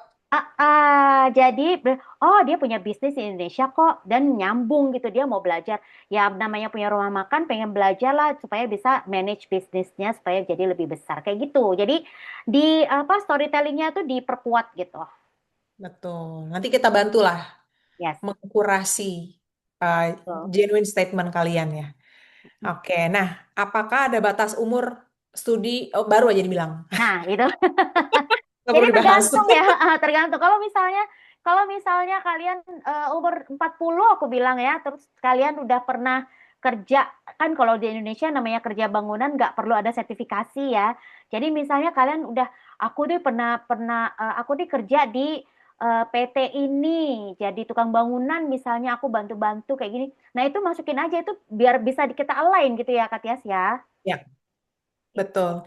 Terus pertanyaan selanjutnya, apakah webinar ada di Kota Balikpapan? Maksudnya mungkin event ya, eventnya ada di Kota Balikpapan atau enggak? Currently kita belum ada, tapi coming soon di Pangkal Pinang bakal ada apa fair ya, istilah education fair. Dan mungkin bakal ada di kota-kota lainnya. Cuman saat ini yang bisa kita pastikan adalah webinar kita setiap bulan, teman-teman. Jadi memang kalau kalian berminat buat nonton rekaman webinar kita yang sebelum-sebelumnya, kita cover banyak sekali materi. Misalnya kalian tertarik, misalnya ini webinar kalian pertama, jadi oh apa nih konstruksi, aku tertariknya yang lain, childcare misalnya, nonton aja yang sebelumnya. Terus kita juga ada hospitality, ada IT, jadi lumayan banyak sih buat referensi teman-teman semua. Buat YouTube linknya biasanya untuk rekaman ini kita post di WhatsApp group, kalian bisa nonton dari situ juga. gitu ya. Nah, sekarang kan pertanyaan yang di sini udah habis, tapi sebetulnya kita rame banget ini di grup Hmm. chat. Mungkin dari Dila deh. Dila kan yang bantu-bantu jawabin nih. Boleh nggak Dila? Kira-kira highlight pertanyaan apa nih yang bisa kita bahas kalau memang kurang? Ya, kayaknya udah dijawab semua sama Dila nih. Iya, Nah, atau ada yang kurang? halo Mbak Desi. Hai, hai. Ini sih ada satu pertanyaan nih. Mungkin aku Hmm. belum jawab sih. Mungkin Mbak Mm-mm. Desi bisa jawab langsung.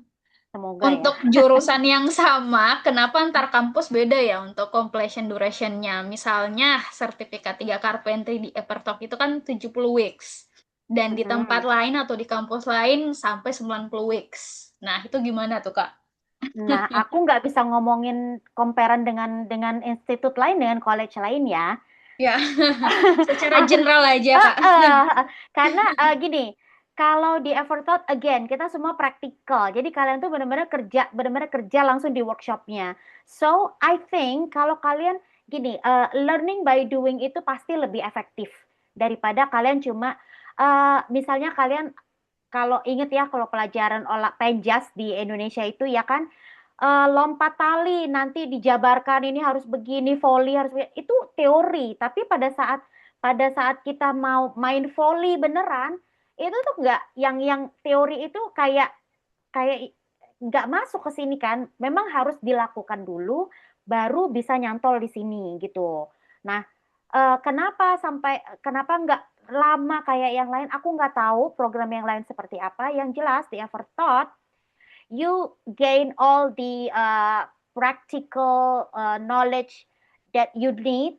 to get a job in this field gitu deh itu sih yang Mungkin bisa aku sedikit tambahin juga ya ah, untuk pertanyaan student ini. Kenapa biasanya beda? Pada dasarnya tuh kalau sama-sama carpentry, baik di institusi Evertalk misalnya ataupun sekolah lain tuh sebenarnya unitnya sama aja. Jadi pelajarannya kurang lebih sama aja. Cuman kenapa ada sekolah yang beda durasinya, misal di Evertalk 70 weeks, terus di institusi lain mungkin 90. Misal, Evertalk mungkin di term pertama, untuk 3 bulan pertama itu mungkin kayak 2 unit untuk satu termnya. Tapi di institusi yang lamaan durasinya, mungkin itu di term pertama adalah cuma 1 unit durasinya. Sorry, 1 unit yang kita pelajari di term tersebut. Jadi pada dasarnya semua kualifikasi yang ada di Australia dan juga sekolah itu sebenarnya sama aja unitnya, cuman Ya. beda durasi karena kayak balik kurikulumnya gitu lagi, ya betul, kurikulumnya sama aja. Tapi unit-unitnya itu loh ada, misal Evertalk mungkin 2 unit itu kan, 2 unit atau 1 term, karena apa ya, diperingkas gitu ya. Emang kayak langsung hmm, untuk belajar praktek, tapi di sekolah lain mungkin yang 1 unit aja 1 term, jadi makanya panjangan jadi durasinya lebih gitu. lama gitu ya Yes, betul.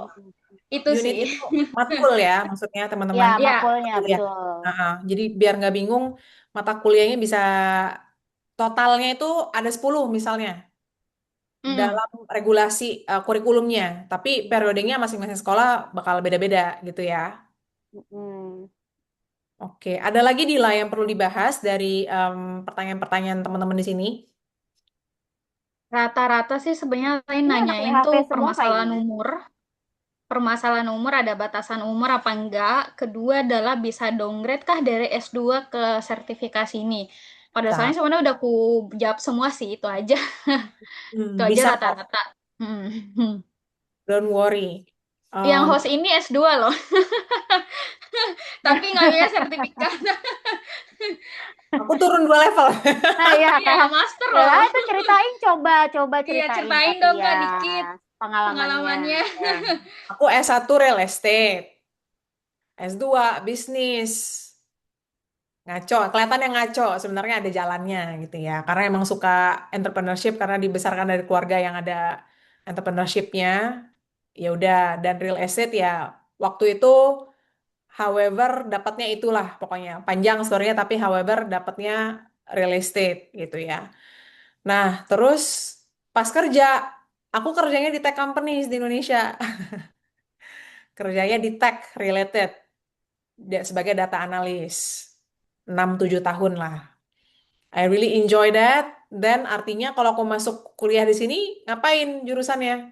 Jurusan IT dong. Yang paling ideal. Jadi if you see ini kayak ngalur ngidul, kok S1-nya real estate, lanjut S2 bisnis, kenapa ujung-ujungnya ngambil IT, advance diploma lagi. Tapi lulus juga visanya. Kenapa? Karena storytellingnya. Betul. Jadi bisa aja teman-teman downgrade lah istilahnya. Cuman tergantung story-nya. Banyak juga student-student yang kita apa istilahnya tangani ya, yang bahkan yang mereka apa alasan terbesarnya adalah lebih ke passion. Nggak ada hubungan kerja. Misalnya mereka ibu rumah tangga, tapi passion sama anak-anak. Dan misalnya, oh pengalamannya instead of kerja dia volunteer atau dia memang deeply pengen di bagian itu karena dulu S1-nya education tapi nggak taunya nggak bisa kerja karena jadi ibu rumah tangga. Terus mau lanjut lagi ke pathway-nya lebih ke childcare.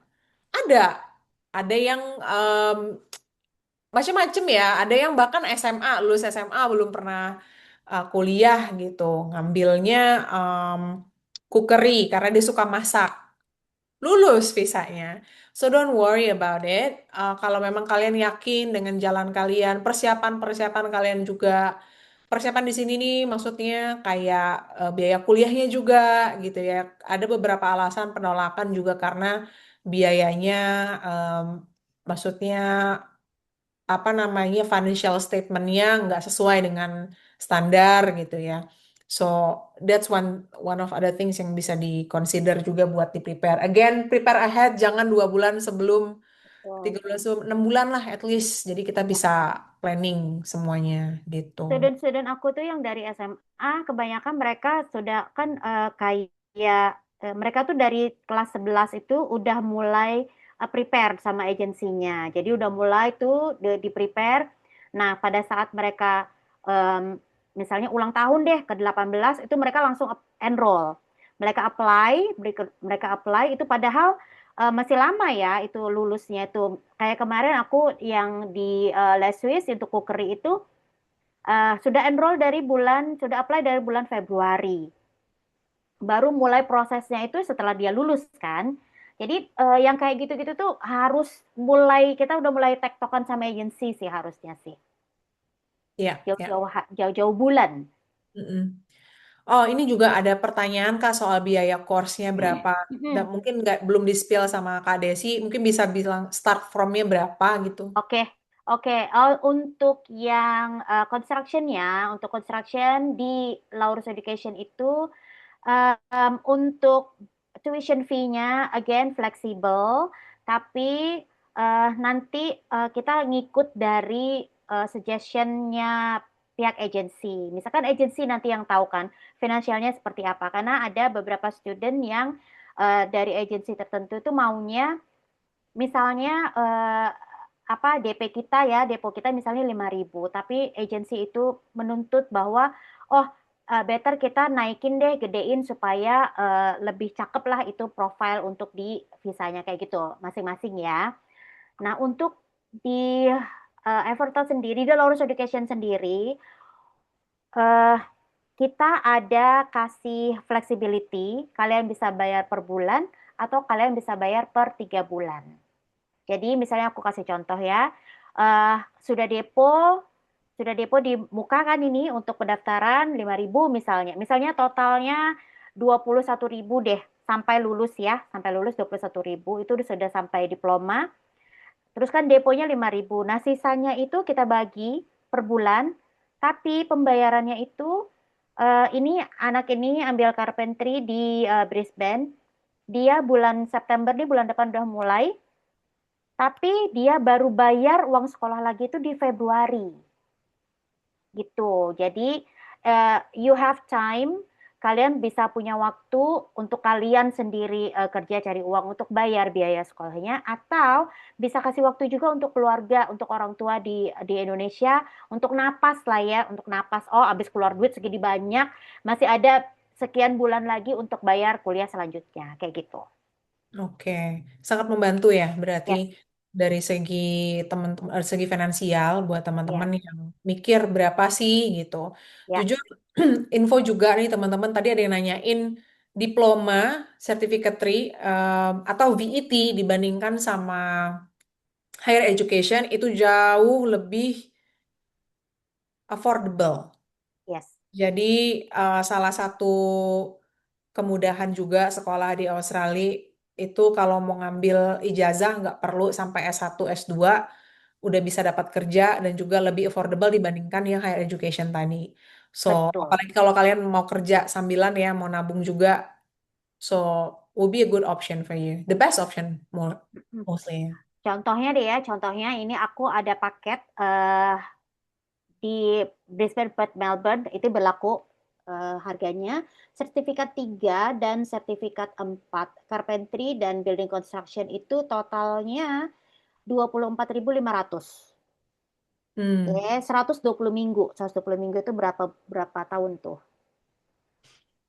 Itu sekitar segitu. Nah, itu tuh apa namanya kalau mau dibagi lagi misalnya itu per istilahnya gini deh, 24.000 Kak Tias aja deh 24.000 kalau kita kerja construction kira-kira balik modal berapa bulan, Kak? Ya kan? Ya, tiga Istilahnya tuh empat bulan udah balik. kebayar. Yes, itu tuh kebayar. I mean, berat di depannya aja mungkin ya, tapi I mean like dalam berapa bulan pun udah kebayar, udah balik modal gitu Ya. istilahnya. Gitu. So don't worry. Ini ada juga nanya kantor agensinya di mana. Currently kita belum ada kantor, dulu ada di Makassar, tapi kita decide buat lebih remote gitu ya. Jadi if you want to talk to us, bisa ke WA kita dulu. Kalau memang kalian ada di kota tertentu, Pangkal Pinang, atau di Sydney, atau di Makassar, kita ada tim di sana. Jadi bisa ketemu in person. Tapi kalau memang bukan di kota-kota ini, ngobrol aja nih lewat Zoom. Most of our students bukan hanya orang Indo ya, banyak juga dari Chile, dari UK. Mereka nggak ketemu sama kita. Mereka ngobrol langsung kayak gini lewat apa namanya Zoom meeting gitu. Baiklah, ini Betul. waktunya juga hampir ujung. Aku buka satu pertanyaan dari teman-teman yang mau lewat apa namanya lewat mikrofon. Ada nggak yang mau tanya? Biasanya ada nih anak-anak WHV biasanya yang udah banyak tahu tapi dia masih ragu. Nah, aku tuh kadang gini ya, di grup kita tuh di grup admission itu selalu kayak eh again em, di Laurus Education, mungkin di kampus-kampus lain juga sama ya. Eh, Student Indonesia tuh lebih sedikit dibandingkan student yang dari misalnya Latin Amerika. Latin Amerika tuh banyak banget, Iya, banyak banget. Mereka tuh lebih aware vokasi ya daripada Indonesia iya. sebetulnya. Dan mereka mampu secara, aku nggak bilang mampu secara fisik. Orang Indo tuh lihat nggak sih tukang-tukang itu kecil-kecil badannya. Iya, iya, iya, iya. Ini kerja di sini, kalian nggak perlu sekeras itu kerjanya. Jadi Betul, sebenarnya physical kalian tidak kalah dengan orang-orang South American di betul, sini gitu loh. Lebih ke mindset. betul. Betul. Oke, siapa yang mau buka mikrofon? Ardi mau ngomongin soal pertanyaan itu. Oh, Didi. Oke, boleh Didi dulu deh. Jadi apa nih? Unmute, yes. Halo, Iya, Ya, silakan. iya Kak mau nanya, ini kalau ke Australia, visanya itu visa kerja apa visa studi ya? Nah, kalau lewat sesi ini memang kita khususnya buat studi dulu. Jadi karena kita dua pihak ini pertama dari student agency kalau student plus ya, kalau dari Laurus dari sekolahnya. Jadi memang untuk Zoom meeting atau apa ya istilahnya webinar ini memang kita arahinnya dari student visa dulu. We are not work agency gitu ya. So ya. we cannot suggest you untuk saat Iya, ini. karena di Australia itu yang kalau mau kerja di sana tuh nggak bisa sembarang gitu. Kalau beda dengan Indonesia ya, kalian nggak ada keahlian apapun, misalnya mau jadi tukang bangunan ya bisa aja, langsung aja. Yang penting kalian mau gitu kan.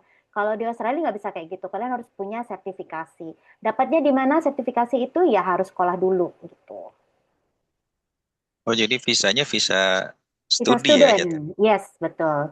Nah, visa student pun kan bisa kerja kalian di sana. 24 jam per minggu. Enggak soalnya usia Kak, usia saya kan 46 nih. Kalau visa student Hmm. bisa nggak ya? Nah, again Lagi itu Kak diskusi Tia. lagi. Ah, ah. Ngomong ke Dila nanti, chat Iya, sama Dila. betul. Kita Kenapa? bedah CV biasanya. Ya, Dila konsultan kita lah istilahnya buat eh, mengetahui kira-kira prosesnya seperti apa, bisa atau enggak. Nanti kan dicek dulu nih. Boleh nanti Hmm. di WA dulu apa Dila gitu ya, biar bisa ngobrol. Gitu ya, Didi. Terus kalau ini Kak, biasanya kalau visa student itu setahu saya harus ada deposit di rekening itu sekian puluh juta atau sekian ratus juta gitu. Ada nggak tuh? Betul. Ada. Ya, Dila, boleh Dila. Lanjut Betul, Kak. dilakukan. Kalau untuk student visa, kita perlu ada apa ya? Semacam bukti finansial, biasanya tuh Betul. berupa rekening koran 3 bulan terakhir atau enggak 6 bulan terakhir, dan bank reference. Bank reference tuh biasanya kita request dari banknya langsung ya. Nah, Hmm. kalau minimalnya itu sebenarnya balik lagi nanti tergantung jurusan yang kakak mau ambil. Karena untuk show money sendiri atau bukti finansial itu perkalian dari 1 year tuition fee plus 1 year living cost. Nah, Hmm. jadi aku nggak bisa mengestimasikan berapa harusnya karena kita harus tahu dulu kakak mau jurusan apa. Baru kita bisa kira-kira sekiranya berapa yang dibutuhin. Tapi mostly untuk yang show money untuk offshore student kalau bisa di atas 500 juta. Juta ya. Hmm. Plus Iya. asuransi nggak Kak biasanya Kak? ah Gimana Kak? Asuransi kenapa? Asuransi. Biasanya kita harus punya asuransi apa gitu. Betul. Jadi mungkin aku sedikit ngejelasin ya biaya awal apa saja yang perlu kita siapin. Pertama tuh adalah enrollment fee. Enrollment fee itu biaya pendaftaran ke sekolah biasanya mostly setiap sekolah tuh 250 Australian dollar. Kedua adalah school deposit sama seperti yang dijelasin sama Kak Desi tadi. Mostly untuk school deposit juga itu kita butuh 1 term atau uang sekolah 3 bulan pertama. Untuk apa kita bayar school deposit? Untuk dapat yang namanya COE atau Confirmation of Enrollment. Surat konfirmasi kalau kakak diterima di salah satu institusi yang ada di Australia. Jadi kita nggak bisa apply student visa kalau kita belum punya yang namanya COE ini. Nah, ini tadi ada beberapa juga yang nanyain di kolom komentar, bisa nggak apply student visanya dengan LOA aja atau letter of offer? Nggak bisa. Nah, letter of offer adalah itu step pertama ketika kita sudah daftar ke sekolah. As long kita sudah daftar ke sekolah, lo udah pasti terbit. Tapi untuk final enrollment ke sekolah itu harus ada yang namanya COE atau Confirmation of Enrollment ini. Nah, di mana persyaratannya tadi seperti aku bilang harus payment uang sekolah 3 bulan pertama mostly.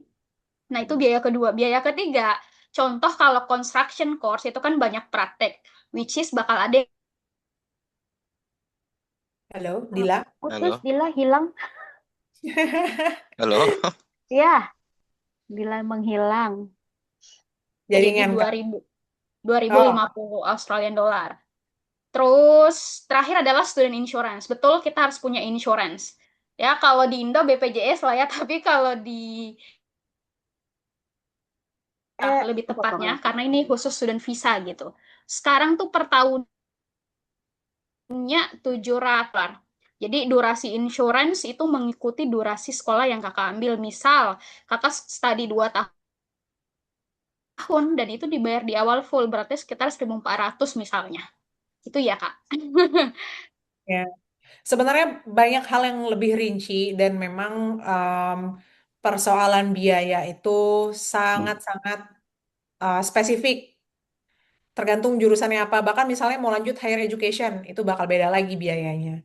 So, I would suggest, karena kita juga mau ngomong sama yang lain juga ya, kita kasih kesempatan sama lain. Nanti ini kita kasih gambaran besarnya, sehabis ini bisa ngobrol langsung sama Dila.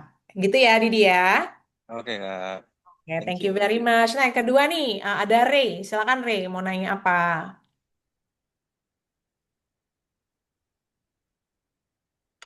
Oke, baik. Terdengar suara saya? Dengar, terdengar. Oke. Eh, jadi saya memang tertarik untuk studi di Australia, terutama kita tahu kalau work holiday visa kan sistemnya udah baru, Kak. Ya, Dan memang kemudian ya. sangat kompetitif ya. Jadi memang banyak satgas di luar sana yang bilang ambil student visa dulu. Nanti kalau pengen professional worker di sana bisa lanjut untuk upgrade ke visa kerja gitu. Nah, kebetulan saya Bachelor of Science bidang saya itu material physics. Jadi saya memang tertarik untuk lanjut masternya di bidang material science gitu. Sekarang usia saya UTW 28 akhir Agustus ini. Tetapi kan untuk ke Australia itu sendiri memang perlu apa ya, ibaratnya imigrasi Australia sangat cukup ketat ya Kak. Dan teman saya bahkan ada yang sampai 2 kali kena reject visanya, visa studinya. Nah, memang dan juga butuh biaya yang memang kita tahu memang pendidikan sana sangat bagus untuk education-nya dan juga biaya yang cukup ini ya. Tapi di selain itu juga saya punya planning untuk work abroad dulu ini Kak, terutama ke Jepang untuk bidang yang mau saya pilih itu konstruksi teknik sipil dengan visa kerja skill worker. Nah, apakah seusai saya meniti karir di luar negeri lainnya, lalu saya pengen study lagi ke Australia, itu memungkinkan tidak dengan pengalaman kerja saya dan juga dengan planning uh, apa belajar saya nanti untuk terutama di bidang material science gitu Kak. Karena memang S1 saya itu bidang fisika, Ya. konsentrasinya material, dan S2 saya mau ambil bidang ilmu materialnya, material science. Karena saya pernah baca di thread juga, itu ada dia itu ketolak visa kerjanya karena ambil S2-nya itu nggak eligible, alias malah apa namanya itu turun ini ya, S1-nya vokasi law, tapi S2-nya diploma, itu visanya di reject. Dan apakah dengan saya lebih ambil S2-nya relate dengan background S1 saya itu memang kemungkinan besar lebih tinggi diterima, dan juga prospek ke depan nih Kak setelah study di sana untuk persyaratan mendapatkan visa kerjanya itu seperti apa? Apakah pengalaman kerja saya sebelumnya di konstruksi teknik sipil tersebut bisa menambah value saya untuk diterima atau bagaimana Kak? Terima kasih. Oke, kayaknya ada Cindy nggak di sini? Halo, Cindy? Oh iya, Ya, mungkin bisa bantu jawab ya. kalau untuk ini sebenarnya simple banget. Kalau kamu memang ada plannya memang langsung mau ke Jepang dan ke depan mau lanjut lagi, sebelumnya kan kita udah info juga ya. Sebenarnya batasan umur tuh nggak ada. Jadi at the end of the day, possibility untuk study again itu masih ada possibility-nya. Cuma kamu harus make sure all the requirement itu fulfill dan intentionnya itu genuine. You need to show that gitu. Jadi either way kamu mau ke Jepang dulu atau mau ke Australia, I don't think it will be a problem. Betternya sih sebenarnya memang lebih better kalau kamu memang masih muda, lebih earlier, itu lebih better untuk memang prospeknya untuk sekolah ya, karena kelihatan kamu oh masih muda dan kamu memang mau build karirnya. Dan make sense kalau kamu memang mau sekolah. Cuma ke depan mungkin kalau kamu memang mau ke Jepang dulu, ya mungkin dengan kamu ada experience di Jepang dan kamu mau leverage that by study in Australia, I think it's still there's chance. Itu aja sih. Case by case lah semuanya. Ya. Em, Diusahakan dulu. Iya, nggak bisa kita jawab bisa nggak ya eh, visanya diterima atau visanya bakal ditolak kita nggak tahu. Yang penting disiapin dulu. Betul. We never know. I told you my own story just now, right? Itu udah berapa kuliah 3 area yang berbeda, tapi bisa Nah, juga diterima visanya. keadaan keadaan berapa tahun lalu dengan sekarang dan dengan berapa tahun kemudian kan bisa beda ya. Jadi Nah, benar. nggak bisa kita bilang yes or no sekarang gitu. Yang penting kita siapin aja dan we know what we want gitu kan. Walaupun awal-awalnya overwhelming, pertama aku ngerti banget overwhelming secara financial, yes, it will be overwhelming. Tapi pada saat kita tahu fokus kita mau kemana, kita tahu jalurnya step by stepnya apa yang harus diambil, ya udah kita kerjain bareng-bareng gitu, satu per satu. Nanti Ya, Student Plus yang akan bantu kalian step by stepnya gitu. ya. Oke, one last question ya, karena waktu kita juga udah lumayan lewat. Dari Elis, Elis silakan.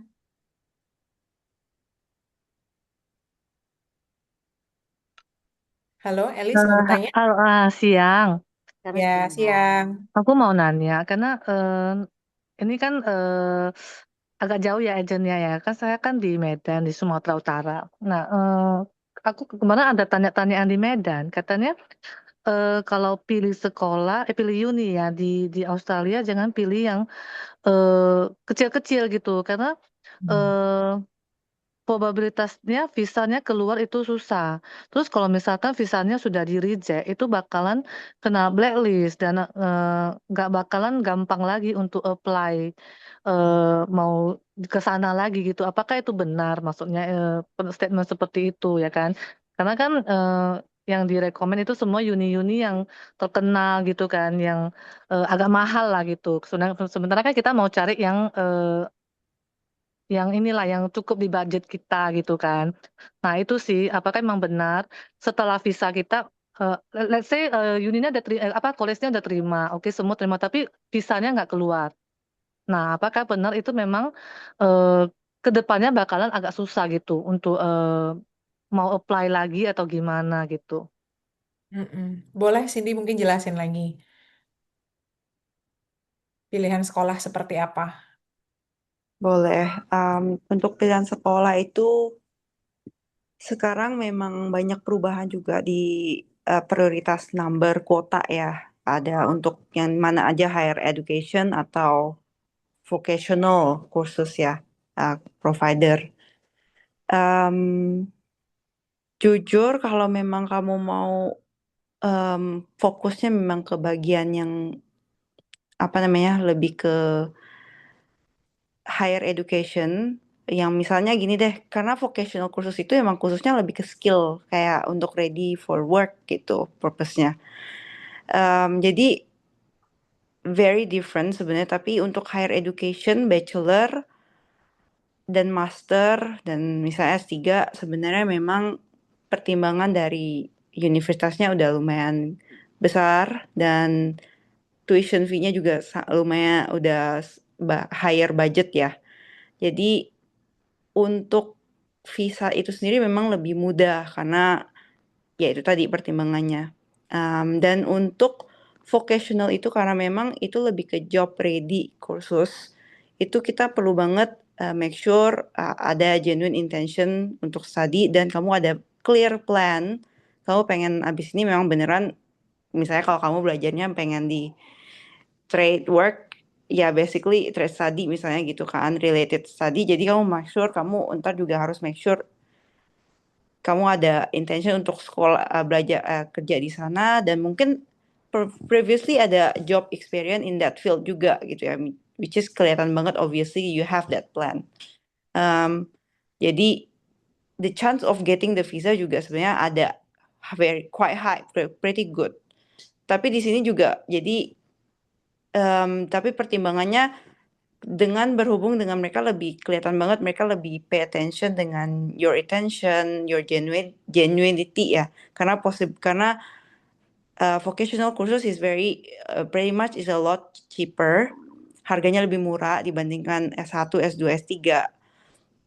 Jadi mereka lebih ketat lihatnya. Jadi lihat dari intention kamu, purpose kamu apa, dan juga mereka juga lebih banyak lihat finance-nya, English kamu. Jadi sebenarnya untuk resiko ketolak itu bakal lebih tinggi otomatis, benar nggak? Nah, jadi untuk kalau mau bilang conclusionnya, ini bakal lebih cepat, ini bakal lebih resiko lebih tinggi nggak kalau kamu ngambil vocational? Yes, of course, karena memang lebih strict, karena mereka lebih lihatnya, lebih pay attention-nya lebih higher daripada S1, S2, S3 tadi. So what you need to do adalah ya you have to plan better. Ya either way you have to make sure all the requirement make sure all the requirement kamu fulfill dan make sure kamu juga aware resikonya tinggi ya, ya seperti tadi itu. Dan either way kamu kena refuse apa enggak, that's part of the thing that you need to you need to consider and you have to be aware of. Make sense ya? Iya. Oke. Karena visa itu sekarang tuh lagi agak susah ditebak kayak cuaca ya. Jadi yang Iya. kelihatannya bagus ternyata di reject, yang kelihatannya kita nggak nyangka-nyangka ternyata diterima gitu. Iya. Even though ngambilnya ambil kuliahnya tuh di apa di sekolah yang lumayan oke lah ya, tapi ternyata bisa ke reject juga gitu. Ya, Benar. ya, don't worry about it. In a way kayak Ya, try dulu, bener-bener yang kayak get to know yourself dulu, maunya apa, jalannya apa, ngobrol ke kita. Terus diskusiin budget aku ada segini, baiknya gimana? Oh, ada kok orang-orang yang menunda, misalnya karena budgetnya belum ada. Menunda dulu tahun depan. Ada yang tadi si Ray mungkin mau ke Jepang dulu, nabung dulu misalnya. It makes sense, go ahead if you wanna do that, right? So ya, selalu ada berubah kuota, terus juga requirement pasti ada yang berubah. Bahkan WHV juga makin diperketat, makin apa namanya ada kuota dan lain-lain juga gitu ya. So everywhere is like that. It's a competition at the end of the day gitu ya. But we all want to have better life quality kan. yes. And this is our chance Hmm. gitu. Ya, menurutku sih as long as niat kita baik, plan kita jelas dan kita sudah bekerjakan dan berikan yang terbaik. Kalau kita sudah istilahnya sudah benar-benar plan yang terbaik, ya sudah kita tinggal serahkan saja pada Yang Maha Kuasa. Iya. Oke deh. Aku tutup sesi tanya jawabnya. Kita hampir di akhir-akhir nih teman-teman. Bentar. Quiz time lagi nih. Yuk, ini masih sedikit orangnya Aku tapi nggak boleh ikut ya? langsung tahu jawabannya nih. Sama ya, teman-teman kayak tadi ya. Jawab di kolom komentar yang paling cepat dan benar dia akan jadi pemenangnya. Nah, sebutkan ini dua aja nih, dua jenis sertifikasi yang bisa diambil dan bermanfaat untuk karir di bidang konstruksi. Boleh deh. This is your last chance. This is your last chance. Sorry. Boleh deh. Masih banyak yang masih semangat kayaknya nanya-nanya juga tadi ya. Silakan. Dua jenis sertifikasi tadi banyak banget dijelasin. Beda-bedanya apa aja, bidangnya apa aja. Aku kasih waktu 2 menit deh untuk jawab. Udah mulai lesu nih. Hadiahnya apa ini? Sama hadiahnya Oh kayak tadi. sama, Ya, lumayan loh. lumayan lah. Bisa buat jajan. Beli kopi, beli kopi. Oh iya, ngopi ya kalau sekarang ya. Sekarang zamannya Nah, ngopi. iya, kalau sekarang. Aku kemarin ke Pontianak ke Singkawang, coffee shop and kopi tiam. Oh my gosh. Hmm, di mana-mana bisnis kopi. Di sini juga banyak banget. Terkenal Oh sih Austin ya, kopinya, kopi culture-nya. Em, ini kayaknya udah mulai sepi. Nggak apa-apa. Mungkin kita announce aja yang tadi menang di sesi pertama itu Ardi kalau nggak salah ya. Coba aku cek dulu ya di grup chat. Iya, si Ardi menang. Nah, congratulations Ardi. Lah, Arnah baru jawab dah itu. Apa internetnya nih slow? Arba, bener nggak nih tim? Ray, mana yang paling cepat buat yang sesi kedua? Mana yang paling benar, sorry, antara dua ini? Pertama Ardi ya. Kalau Ardi nanti boleh deh kasih tahu WA-nya ke tim kita. Atau tim kita bisa langsung chat gitu ya. Aku di set aja ya yang sesi kedua ini yang benar itu si Arba. Jadi ada certificate 3 in carpentry and certificate 3 in floor and tiling. Congratulations. Nanti Arba juga mohon di reach out ya tim. Oke, now just one quick question buat you guys because we did this session. We created this session because we asked you in the past what topic that you wanted us to discuss. Nah, untuk next topiknya kalian mau apa nih, teman-teman? Boleh dong dikasih tahu apa kira-kira topiknya. Mungkin bisa di kolom chat. Biar kita misalnya, oh Kak, tolong kasih tahu soal PR Pathway ada apa-apa aja. Oh Kak, bisa jelasin nggak kota-kota mana aja yang bagus buat construction atau jurusan lain, misalnya IT atau healthcare. Tuh bisa juga. Kalian punya pertanyaan, punya saran nggak? Kita bisa bahas topik apa? Monggo di kolom komentar. Nyambil, kita penutup juga. Kalian bisa masih ada waktu buat ngasih tahu detail, apa namanya, advice ya ke kita apa aja yang bisa kita bahas next time. While waiting for that, thank you so much buat joining. Bisa scan di sini WhatsApp kita itu, kita free consultation ya teman-teman, because some of other agents would probably charge you even before you start consulting, so with us it's all for free. And then you can also follow our Instagrams, yang dimana itu kita sering banget sharing soal informasi pervisaan di sana, update-update terbaru.